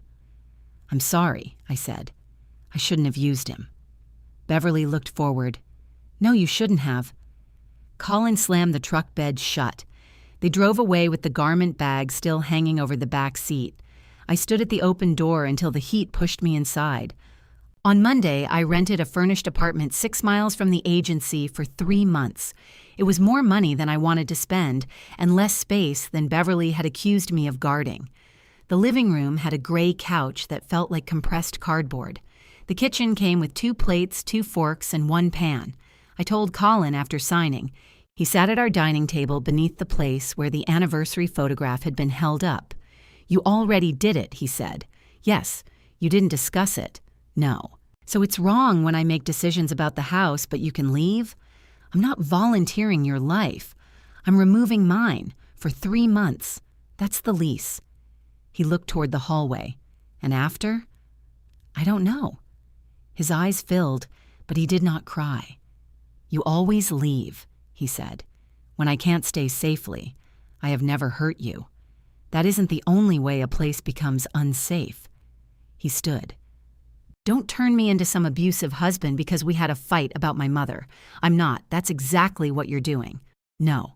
I'm saying I no longer trust you to ask before giving away parts of my life. I packed clothes, medication, work files, and the charger I knew Colin would forget I owned. The wooden box stayed on the closet shelf. I told myself it was because I did not need it. That first night in the apartment, I woke at 2:17 to perfect silence. No refrigerator hum, no Colin breathing, no Beverly opening cabinets. My body waited for a generator that had not existed for years. I lay on the cardboard couch until morning, listening for proof that I was alone. The apartment had a refrigerator. It began humming at 6:43, and I almost thanked it. I showered beneath a nozzle with 2 settings, needle and drought, dressed for work, and drank coffee from a mug advertising a roofing company. The furnished kitchen did not include filters. I folded a paper towel into the basket and pretended the result was coffee. At the agency, Monique looked at me once and said, "You moved out. Is it that obvious? You're wearing yesterday's earrings. They match. They're both silver." That's not the same thing. I touched my ears. One was a small hoop. The other was a flat stud. Damn. She followed me into my office. "Do you need anything?" "No." Wrong answer. "I need to finalize next week's coverage. Personal anything. I'm fine." Also wrong. I opened my computer. Monique sat in the chair across from me and crossed her legs. "You can't wait me out," I said. "I schedule home health nurses. Waiting people out is our core competency. I signed a 3-month lease." Her face remained neutral. "Do you feel safe?" "Yes." "Do you feel good?" "No." "Do you want to talk?" "No." She stood. 3 correct answers. Progress. At lunch, she left a paper bag on my desk containing coffee filters, 2 granola bars, and a matching pair of earrings from the drugstore. They were plastic daisies with yellow centers. I wore them to the afternoon staffing meeting. Nobody commented except Monique, who nodded solemnly. Colin texted at 5. "Do you need your good pillow?" I did. I wrote, "Yes. I'll pick it up tomorrow. I can bring it. Leave it on the porch." The dots appeared, okay? When I arrived after work, the pillow sat in a black trash bag beside the front door. Next to it were my orange juice, 3 sweaters, my phone charger, a flashlight, a box of tea, and the small fan I used at night. Colin had remembered everything except that I asked for one thing. I unlocked the door. He was in the kitchen making sandwiches. 2 plates sat on the counter. "I thought you might be hungry," he said. "You knew I was coming for the pillow. That's usually when people eat dinner. I said to leave it outside. I did. You left 6 things outside and made food inside." He put down the knife. "Am I not allowed to feed my wife now?" This is what I'm talking about. What, Turkey? Turning a boundary into a chance to prove how unreasonable the boundary is. I put your things on the porch and waited behind the door with sandwiches. He looked toward the plates. "I miss you." The anger went out of me so quickly it left an ache. "I miss you too," I said. "Then stay for dinner." I looked around our kitchen. The tomato bowl was empty. The towels hung the way I left them. My legal pad still rested near the phone with Beverly's dinner guest list folded beneath the first page. I can't. Can't or won't. Does it help if I say won't? No. Then can't. He wrapped one sandwich and handed it to me. I accepted it. "Mom says you told her Frank always chose quietly," he said. I apologized. "She doesn't believe you meant it." I meant the apology. "Not the thing you said? I think there was truth in it. I didn't have the right to use it." Colin leaned against the counter. Dad loved taking care of her. I think he did. He didn't feel controlled. I don't know what he felt. That was my point. No, your point was to hurt her. My point was that she made marriage sound like endless agreement. And you think Dad secretly resented her? I think he had a workbench in a detached garage with a lock. Colin almost smiled. It vanished. "She cries every night." "Is she at her house?" "Yeah." "Are you staying there?" "Some nights." I nodded. "She asked me to move in," he said. "What did you say?" "That I have a home." The words could have been loyalty to us or irritation at her. I did not ask which. He folded the second sandwich. "Paige says you've been talking." Paige calls. She thinks Mom gives me credit for things you all do. She gave you credit for Renee's prescription pickup. I didn't ask her to. Did you correct her? I wasn't there. When she thanked you later? He looked down. That's the part, I said. It isn't that she gets facts wrong, it's that the mistake feels good to you. You think everything I do is vanity. No, I think you are kind. I think you want people comfortable, especially your mother. I think you step into whatever version of you makes her proud, and you send the bill to the nearest woman. His head lifted. That's a good line, he said. You practice it at work? No, you should put it on a plaque. I picked up the trash bag containing my pillow. I asked you to stay, and I said I can't. You always get the last word because you leave right after it. I set the bag down. All right, you speak. He crossed his arms. I waited. You make me feel useless, he said. It was not what I expected. How? Exactly like this. You ask a question and stand there ready to grade the answer. I'm listening. You don't need anyone. You can run a company, fix a door, pin me against a refrigerator. I apologized for that. I know. I'm telling you what it felt like. I closed my mouth. He looked surprised. I know you don't do it on purpose, he continued, but every room has an efficient way to run, and you know it. If I do something differently, you correct it. If I tell a story wrong, you correct it. If Mom remembers something wrong, you correct it. Being with you feels like living beside the answer key. I thought of the cake photograph. Frank's labels. The recliner stuck in the door because Colin would not lift the left side. Why didn't you tell me? I did. When? Every time I called you commanding. That sounded like an insult. It was an insult. Despite everything, I laughed. He did too. The laugh softened the room, but it did not change what was true. You being insecure around me doesn't excuse taking my experience, I said. I know. Do you? I'm trying. I lifted the pillow again. What would trying look like to you, he asked. Not flowers, not a post, not telling people you're proud of me. His face tightened. When your mother says something untrue, I continued, tell the truth before I have to, especially if it costs you her approval. That's it? No, but it's a start. I left with the sandwich. At the apartment, I ate it over the sink because I had not bought a table. Colin had put mustard on only one side, the way I liked it. I cried halfway through and became angry at myself for wasting a good sandwich. Renee came by the next evening with a lamp, a pillow that did not belong to Colin, and a 6-pack of root beer. You already have a lamp, I said. You have an interrogation light bolted to the ceiling. I'm not keeping this place. That bulb may kill you before the lease ends. She put the lamp beside the cardboard couch and plugged it in. Warm light filled the room. That's annoyingly better, I said. I'm gifted. She did not ask what Colin had done or whether I planned to divorce him. She opened 2 root beers, sat cross-legged on the rug, and complained for 10 minutes about a woman at work who used the phrase circle back in every email. I sat on the floor across from her. Eventually, I said, he says I make him feel useless. Renee peeled the label from her bottle. Do you? I don't know. Probably. I stared at her. You are extremely competent and slightly terrifying. Thank you. Not entirely a compliment. I know. She leaned back against the couch. People can feel small beside you. That doesn't mean you made them small. What if I correct everything? You do. Beverly says that. Beverly thinks reality is a hostile witness. I laughed. Renee smiled. You could let some things be wrong. Like what? The horse Colin draws. It was a dog. See? She left after 10. Before going, she placed a spare key on the counter. What's that? To our place. Paige said you should have one. Why?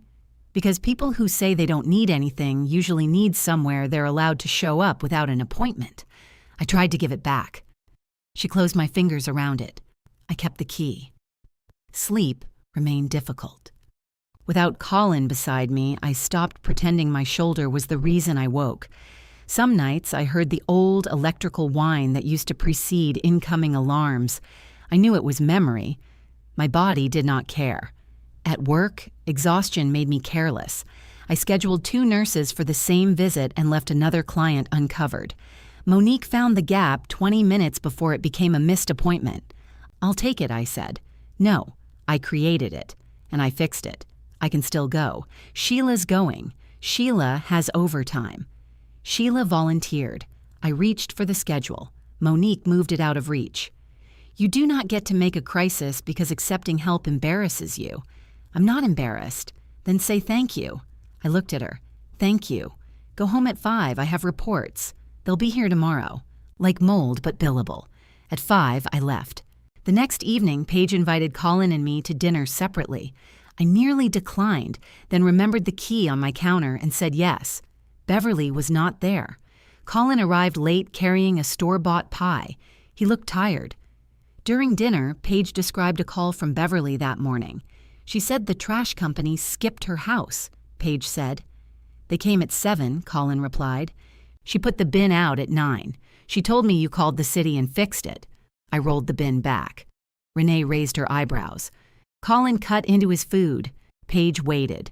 He finally said, "She thanked me for fixing it." I didn't correct her. No one spoke. He looked at me. I should have. It was a small truth, offered without decoration. I nodded. After dinner, Colin followed me to my car. "Mom wants to have everyone over Sunday," he said. "At her house?" "Yes. Why? She says she's tired of the family being divided because of her. That phrasing belonged entirely to Beverly." "Will you go?" he asked. "Do you want me there?" "Yes."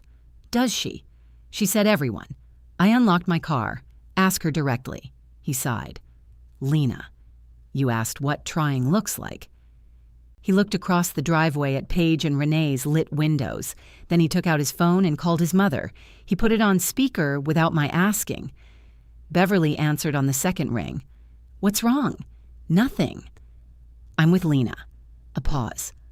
"Oh, you said you wanted everyone Sunday. Does that include her?" Another pause, longer this time. "If she can be civil." Colin's face tightened. "That isn't an invitation, Mom." I looked at him. Beverly's voice sharpened through the phone.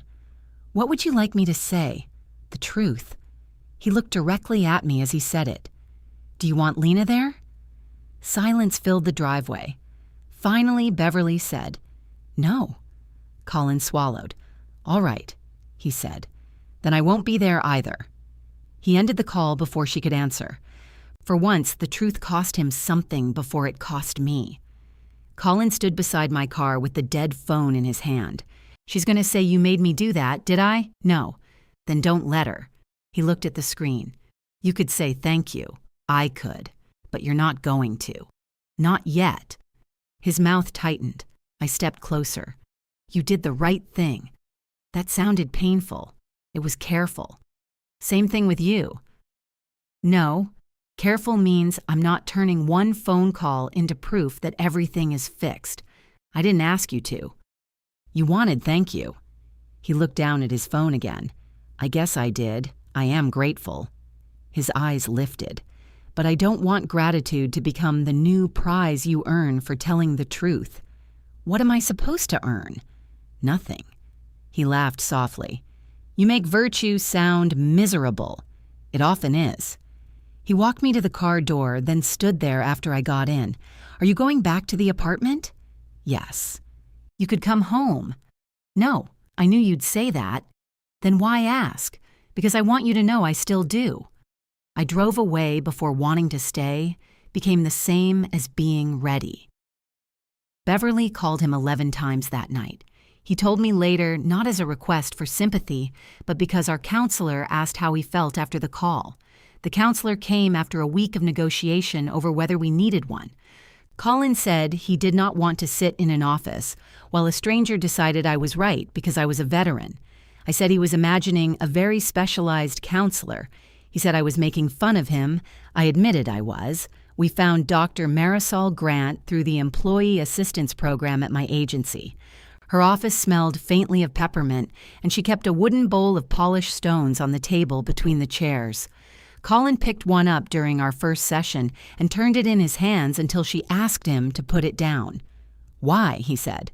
"Because you're using it not to look at your wife." He put it down. I liked her immediately, which made Colin suspicious. Dr. Grant asked what we wanted from counseling. "I want us to stop fighting about my mother," Colin said. "Your mother isn't here," she replied. "That's kind of my point." She turned to me. "What do you want?" I had prepared 3 answers in the car: better communication, clear boundaries, a shared understanding of accountability.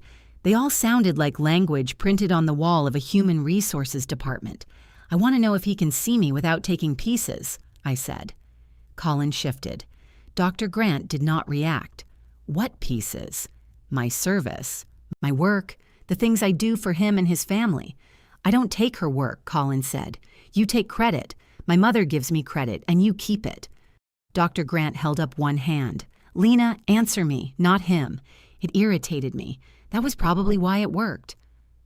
"I want what happened to belong to the person it happened to," I said.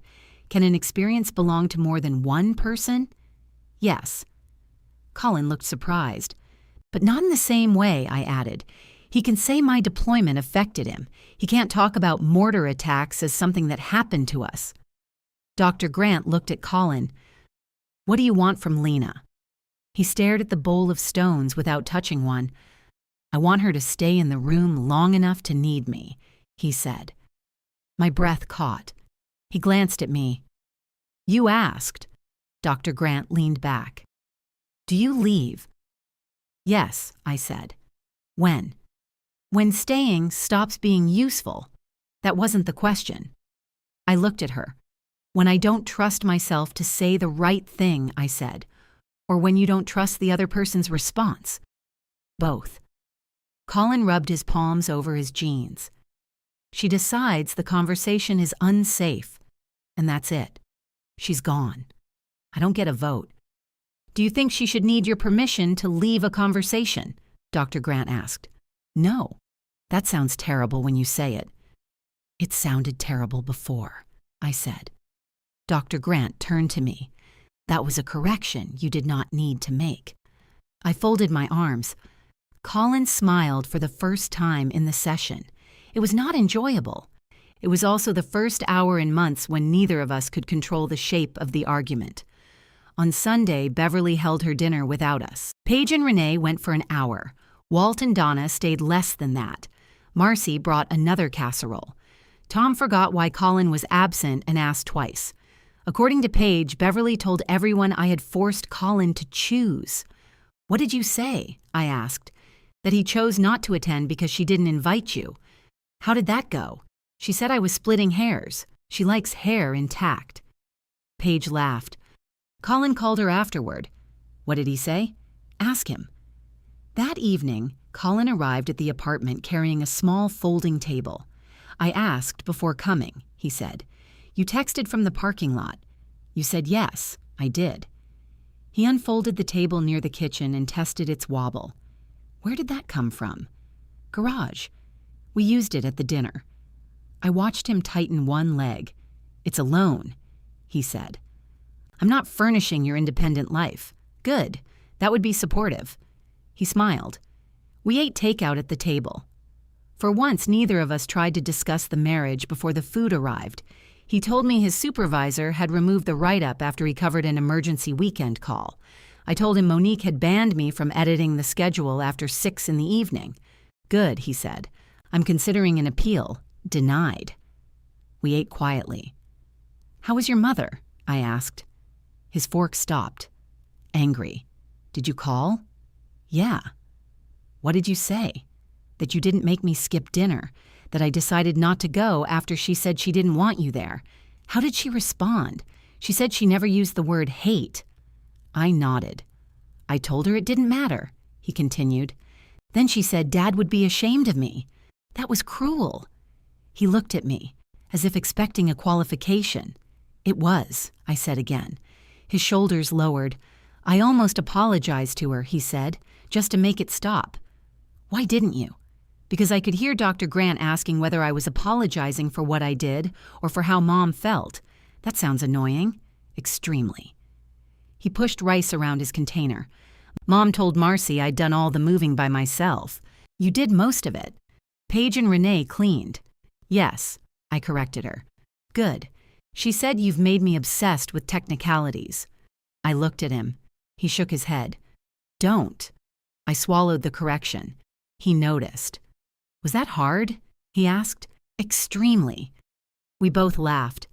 After dinner, he washed the containers before putting them in the trash. You don't have to wash those, I said. He looked over his shoulder. Never mind. Growth. Don't push it. At our second counseling session, Dr. Grant asked Colin when he first began saying we about my military service. He claimed he did not remember. I did. A cookout at Rick's, I said, after my first deployment. Colin shook his head. That wasn't the first time. So you do remember? He glared at me. Dr. Grant waited. It was at my old job, he said finally. One of the guys asked if I'd served because I wore that Fort Bragg shirt. I said no, my wife did. He called me a dependent. I had never heard that. What happened? Dr. Grant asked. I told him I'd spent years dealing with the Army, too. Moving schedules, canceled plans, all of it. Then he said spouses were basically enlisted without benefits. That isn't what enlisted means, I said. Dr. Grant gave me a look. I pressed my lips together. Colin continued. It felt good.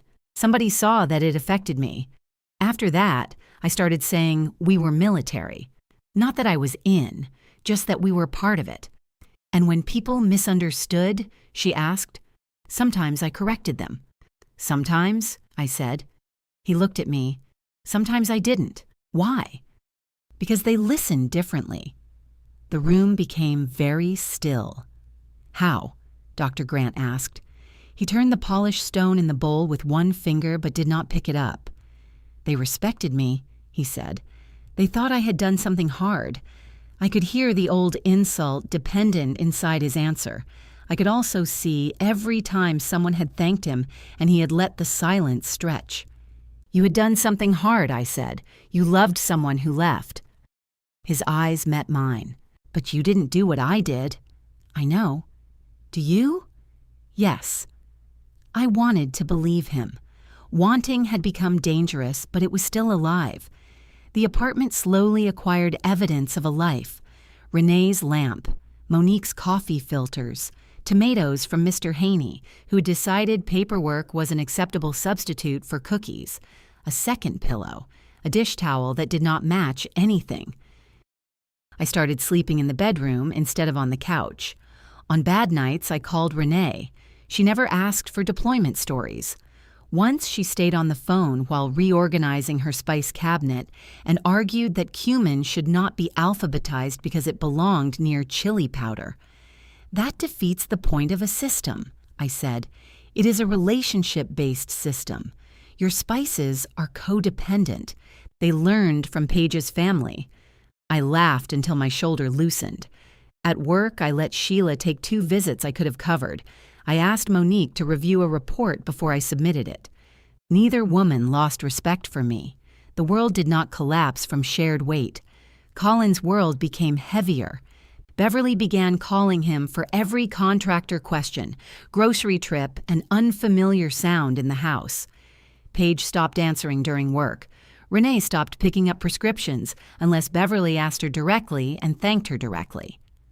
Donna declined 2 lunches after Beverly spent the first, complaining that Colin had become disloyal.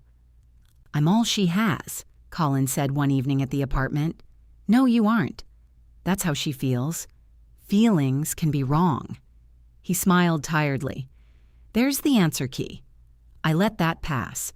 He came over less often because Beverly's calls took most evenings. I missed him and resented missing him. When we did meet, he was impatient, distracted, and ashamed of being either. Near the midpoint of my lease, he asked if I would have dinner at the house. Just dinner, I said. Just dinner. No tubs. No one moves in. Does Beverly know I'll be there? She isn't coming. I agreed. The house smelled familiar in a way that went straight to my chest. My coffee mug sat where I had left it. The ceramic rooster was gone, but a pale rectangle remained on the bookshelf where Frank's photograph had stood during Beverly's stay. Colin made pasta. I corrected nothing. After dinner, he showed me the guest room. My desk was clear. The mattress topper was gone. On the top shelf sat my wooden box. "I haven't opened it," he said. "Thank you." We carried our plates into the kitchen. The side door opened without a knock. Beverly entered holding a covered casserole and her own key. She stopped when she saw me. "I didn't know we were having company," she said. Colin set his plate in the sink. "Lena isn't company." Beverly shifted the casserole against her hip. It was in a glass dish covered with foil, the edges folded with the precision of a sealed grievance. "I only meant I didn't know anyone else would be here." "She lives here," he said. I looked at him. He corrected himself. "It's still her home." Beverly noticed the correction too. Her eyes moved from him to me, then back. "Well, I brought chicken and rice." She placed the dish on the counter. "I assumed you'd be alone. We ate. You said you were making pasta." "I did. For yourself." "I didn't say that." She removed her coat and draped it over the back of a chair. Colin did not move to hang it. The small omission seemed to unsettle her more than an argument would have. "I thought we could go over the contractor's final list," she said. "The trim in the upstairs hall is uneven. Did you call Darnell?" "You understand what I'm talking about better than he does." "No, I don't. He rushes me. He answers questions, Mom. I suppose I ask too many." Colin rubbed his forehead. I picked up my plate and rinsed it. The conversation was theirs. I could feel Beverly waiting for me to enter so my presence could explain whatever Colin said next. He pointed toward the side door. "Why didn't you knock?" Her face changed. "I have a key." "I know. Why didn't you knock?" "I've never needed to." "You haven't been coming over when no one's home, have you?" "Of course not. It was too fast." "Mom." "I watered the plant last Thursday." "What plant?" "The one by the window. Its leaves were hanging." "I was home Thursday." "You were at work." Colin looked at me. "Did you ask her?" "No." Beverly folded her hands. "I did you a favor. The plant is plastic." She looked toward the living room. I bit the inside of my cheek. "That is beside the point," she said. "Renee would have enjoyed that sentence." Colin held out his hand. "I need the key." Beverly stared at his palm. "Your father gave me that key. My father didn't live here. He had copies made when you bought the house. He helped me change the locks." "That's not the same thing. You never minded before." "I didn't know you were coming in. Nothing was disturbed. The plant was watered." She ignored that. "If Lena has put you up to this, I didn't know you had a key," I said. "I wasn't speaking to you." Colin kept his hand extended. "Mom." Her eyes filled. She reached into her purse, removed the key from a ring shaped like a silver heart, and placed it in his palm. "There. Now I'm officially a stranger." "You're not a stranger. Strangers knock. Everybody knocks. Lena doesn't. Lena doesn't need to." The words came out before he had time to soften them. Beverly looked at me as if I had taken the key from her hand myself. I dried my plate and set it in the cabinet. "I'm going to go." "No," Colin said. I turned. He did not look angry. He looked afraid the old pattern had begun. Pressure, exit, silence. "Please stay," he said. "I invited you." Beverly gave a soft, disbelieving laugh. "Of course she'll stay. She's very good at holding her ground." I put my purse back on the chair. "All right," I said. Colin closed his fingers around the key. Beverly began removing the foil from the casserole. "You'll want some of this for lunch. I can make lunch. I know you can make a sandwich. I can make food. You don't eat properly when you're upset." "I'm not upset. You look exhausted." "I am exhausted." She stopped. Colin leaned against the counter. "I'm exhausted because every day there's another emergency that isn't an emergency. A branch touches the gutter. The floor makes a sound. The trash comes before you put the bin out. You call me before you try anything yourself, and if I don't answer, You call Paige and tell her I've abandoned you. I have never used that word. You don't need to. We know what you mean. Beverly looked at me. That sounds familiar. It's mine, I said. He may keep it. Colin's mouth twitched, but he did not let the moment distract him. I love you, he said. I'll help when you need help, but I can't be Dad. I have never asked you to be. You ask me to come over every night. You're my son, and I'm Lena's husband. Is that what she told the counselor to say? Colin went still. Beverly looked triumphant for half a second. Then she saw his face. No, he said. That's what I should have been saying. She pressed the foil flat against the counter. I never interfered in your marriage. You tried to move into our house after Lena said no. You invited me. I did. Beverly turned toward me. He was worried sick about me. Am I supposed to apologize because my son has a heart? No, I said. You left him alone to prove a point. I left because he offered you my home without asking. His home. Our home. There it is. Everything has to be divided and labeled with you. Mom, Colin said. No, she has spent years making you feel secondary, and now you're thanking her for it. I felt him turn toward me, but I kept my eyes on Beverly. She had stepped into the argument she had been saving. You gave that woman the best years of your life, she said to him. You waited while she chased her military ambitions. You rearranged everything around her career. You worried every time the phone rang. Then she came home and acted as if no one else had suffered. Stop, Colin said. She needs to hear it. No, you need to stop. Beverly's mouth remained open.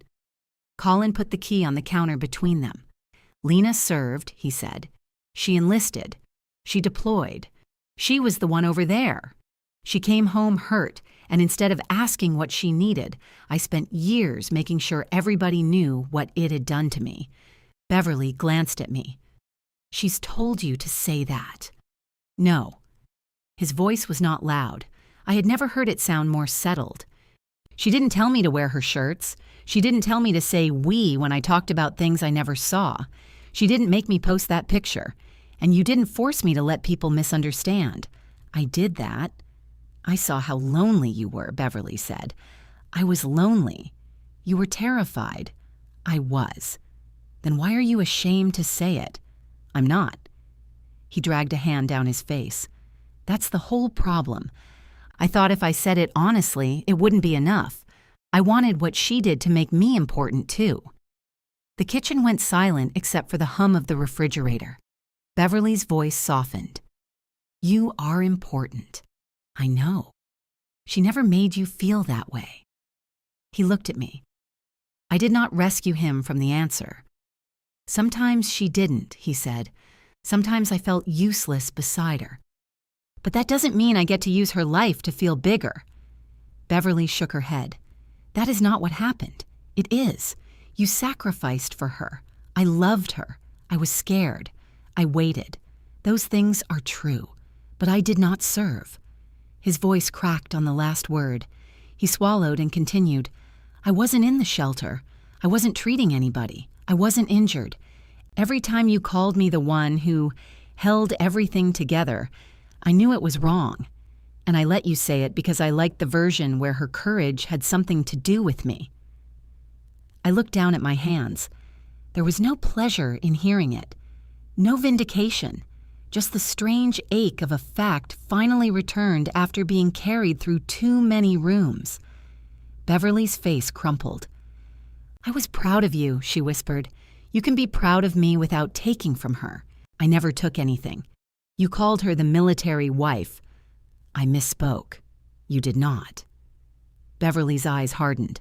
So now I'm a liar. I think you saw me hurting and built a story where I was the hero because you love me. Is that so terrible?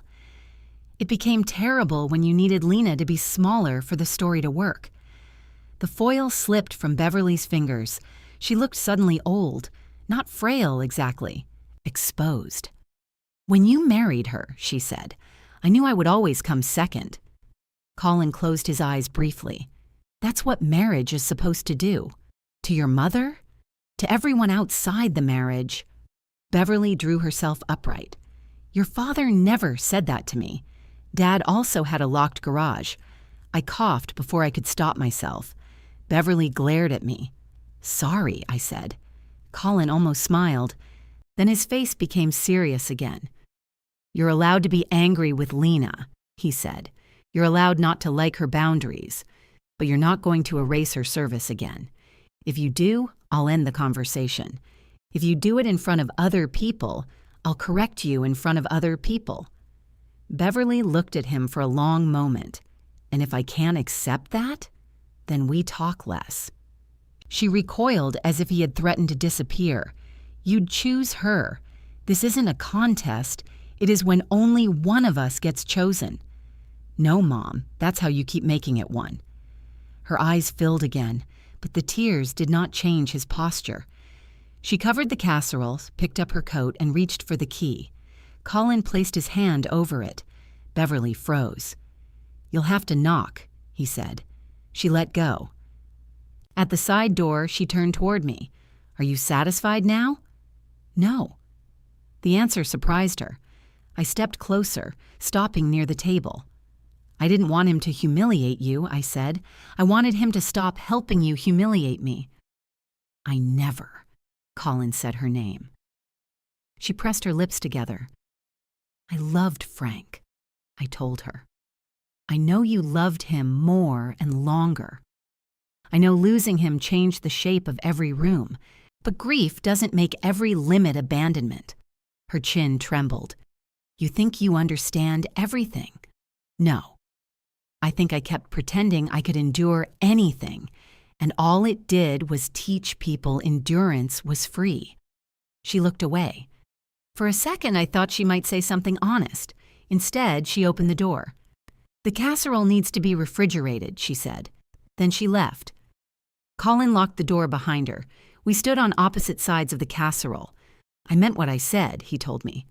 "I know. I should have said it at the anniversary dinner." "Yes, I should have said it years ago." "Yes." He nodded as if each answer belonged to him now. "I'm sorry I made you defend facts I already knew," he said. "I'm sorry I used your picture. I'm sorry I let people thank me. I'm sorry I offered Mom the room because I thought you'd eventually do what you always did and carry the part I volunteered." My throat tightened. He did not ask whether I forgave him. That mattered. "I'm sorry I made needing me the price of feeling close to me," I said, "and for treating correction like the only honest form of conversation." He looked at me. "Those aren't equal things. No, Dr. Grant would probably say not to rank injuries. She would say you're using humor to avoid eye contact. I hate her." "I know." He laughed, then covered his face. When he lowered his hands, he was crying. I moved toward him slowly enough that he could see me. He put his arms around me, careful of my shoulder.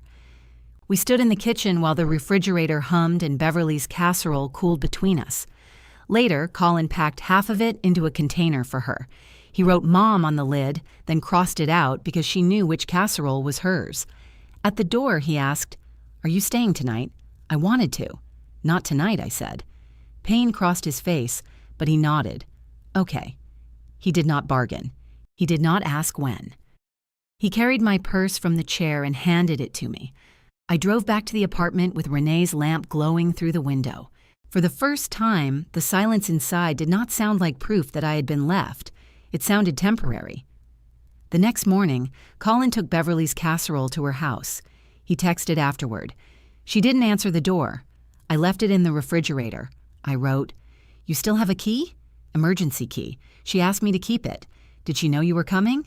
"Yes." A minute later, he added, "I knocked anyway." That was how repair began.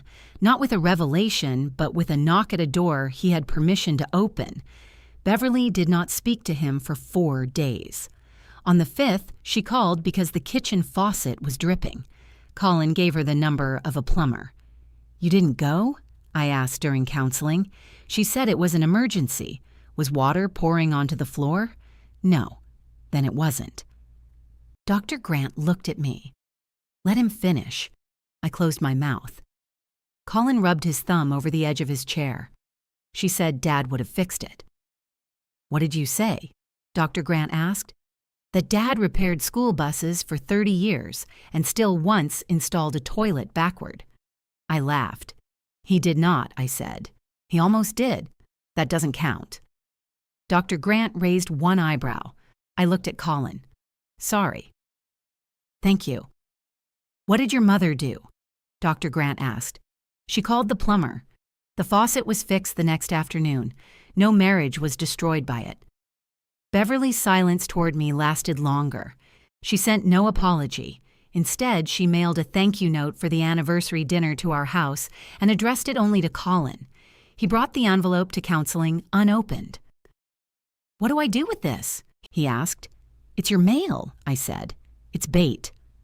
Dr. Grant folded her hands. What happens if you don't bite? My mother thinks she was right. Will opening it change what she thinks? No. Will throwing it away? No. He put the envelope back in his pocket. Later, he opened it at home. It thanked him for trying to make a difficult evening special. He called Beverly and told her I had planned the dinner, ordered the food, and prepared the house. She said she knew that. Then why didn't you thank her? He asked. Beverly hung up. When he told me, I felt the old urge to grade his performance. Correct phrasing, appropriate timing, clear assignment of labor. Instead, I said, that must have hurt. He nodded. We were learning that truth did not always need a verdict after it. I began spending Thursday evenings at the house. Thursday had no sentimental meaning. It was simply the night after counseling, when we were least likely to rely on old arguments because Dr. Grant's voice was still irritatingly fresh in our heads. The first time, I brought an overnight bag and kept it by the door. Colin noticed but said nothing. The second time, he asked whether I wanted my clothes back in the dresser. Not yet. Okay. The third time, I left a toothbrush. He found it in the bathroom and smiled at it like it had re-enlisted. Don't make this weird, I said. I'm brushing my teeth. You're emotionally observing my toothbrush. I'm proud of it. Careful. The smile left his face. I touched his arm. That was a joke. I know. I'm trying not to take every correction as a sentence, and I'm trying not to make every joke a correction. We're fun now. Extremely. We slept badly together at first. I woke whenever he turned.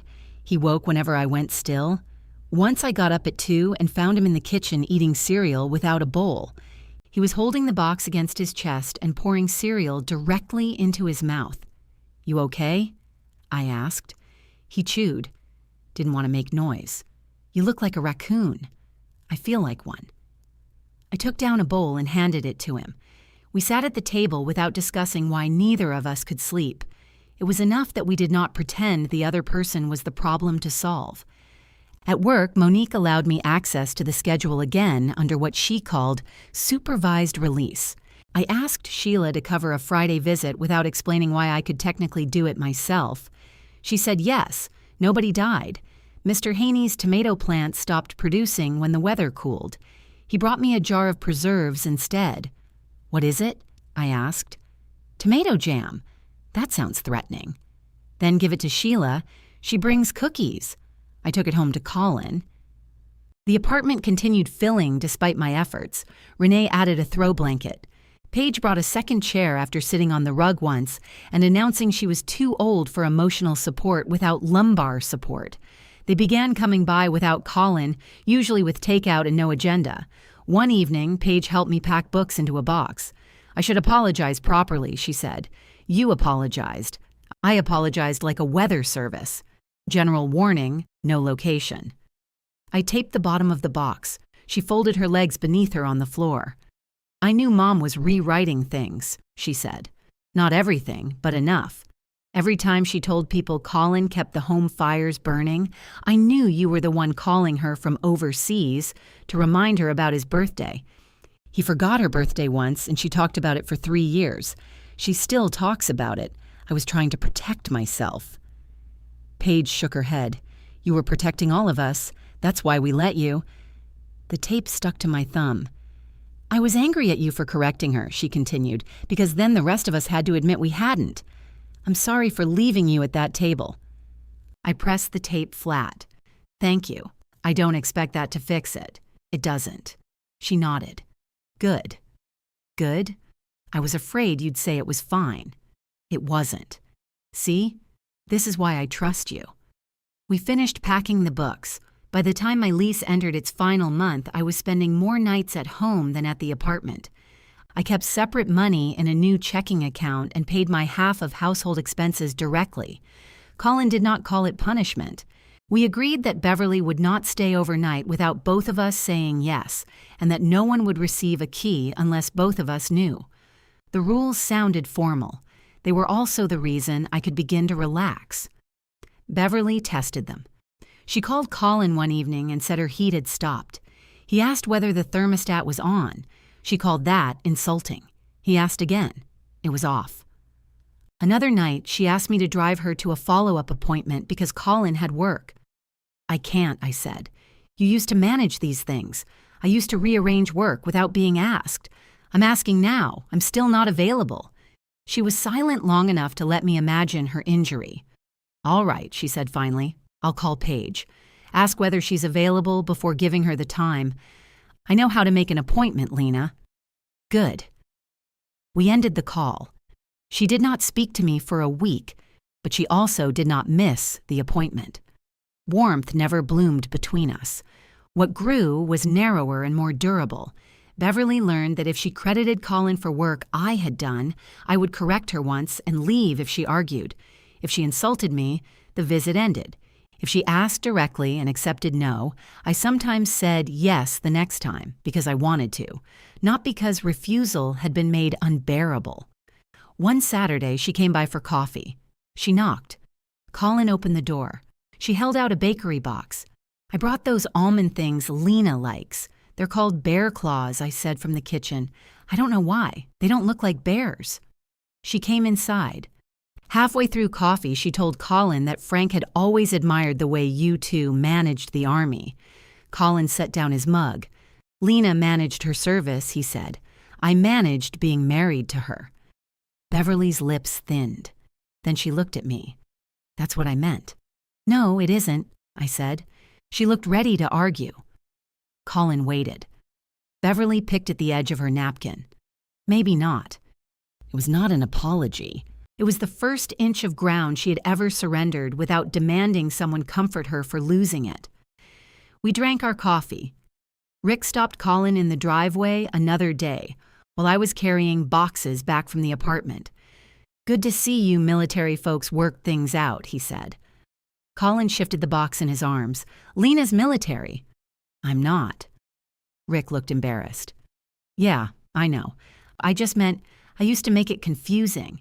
He said it without looking at me for approval. Rick nodded. Well, good to have you both back. Inside, Colin put the box in the wrong room. I let it stay there until morning. The apartment lamp returned to Renee. The folding table went back to our garage. I kept the mismatched dish towel and the roofing company mug. The cardboard couch stayed behind without ceremony. On my final night there, I turned off the light and listened. The refrigerator hummed. A car passed outside. Pipes clicked in the wall. The silence contained ordinary things now. I slept until 6. A few weeks after I moved back, I came home and found the wooden box on the kitchen table. The anniversary of my separation from the Army was the next day. I had not mentioned it. Colin remembered dates when he understood what they belonged to. The walnut looked freshly oiled. One corner of the small brass latch had been bent for years, making it catch unless I pressed the lid down. Now the latch sat straight, secured with 2 new screws. Colin came in from the garage, wiping his hands on a rag. You fixed it. The latch was going. I touched the smooth brass. Did you open it? No, you had to check whether the latch worked. I lifted the lid half an inch while facing the other way. That sounds physically graceful. It was not. I looked at the box, then at him. Why didn't you look? He folded the rag once. Because they're yours. No speech?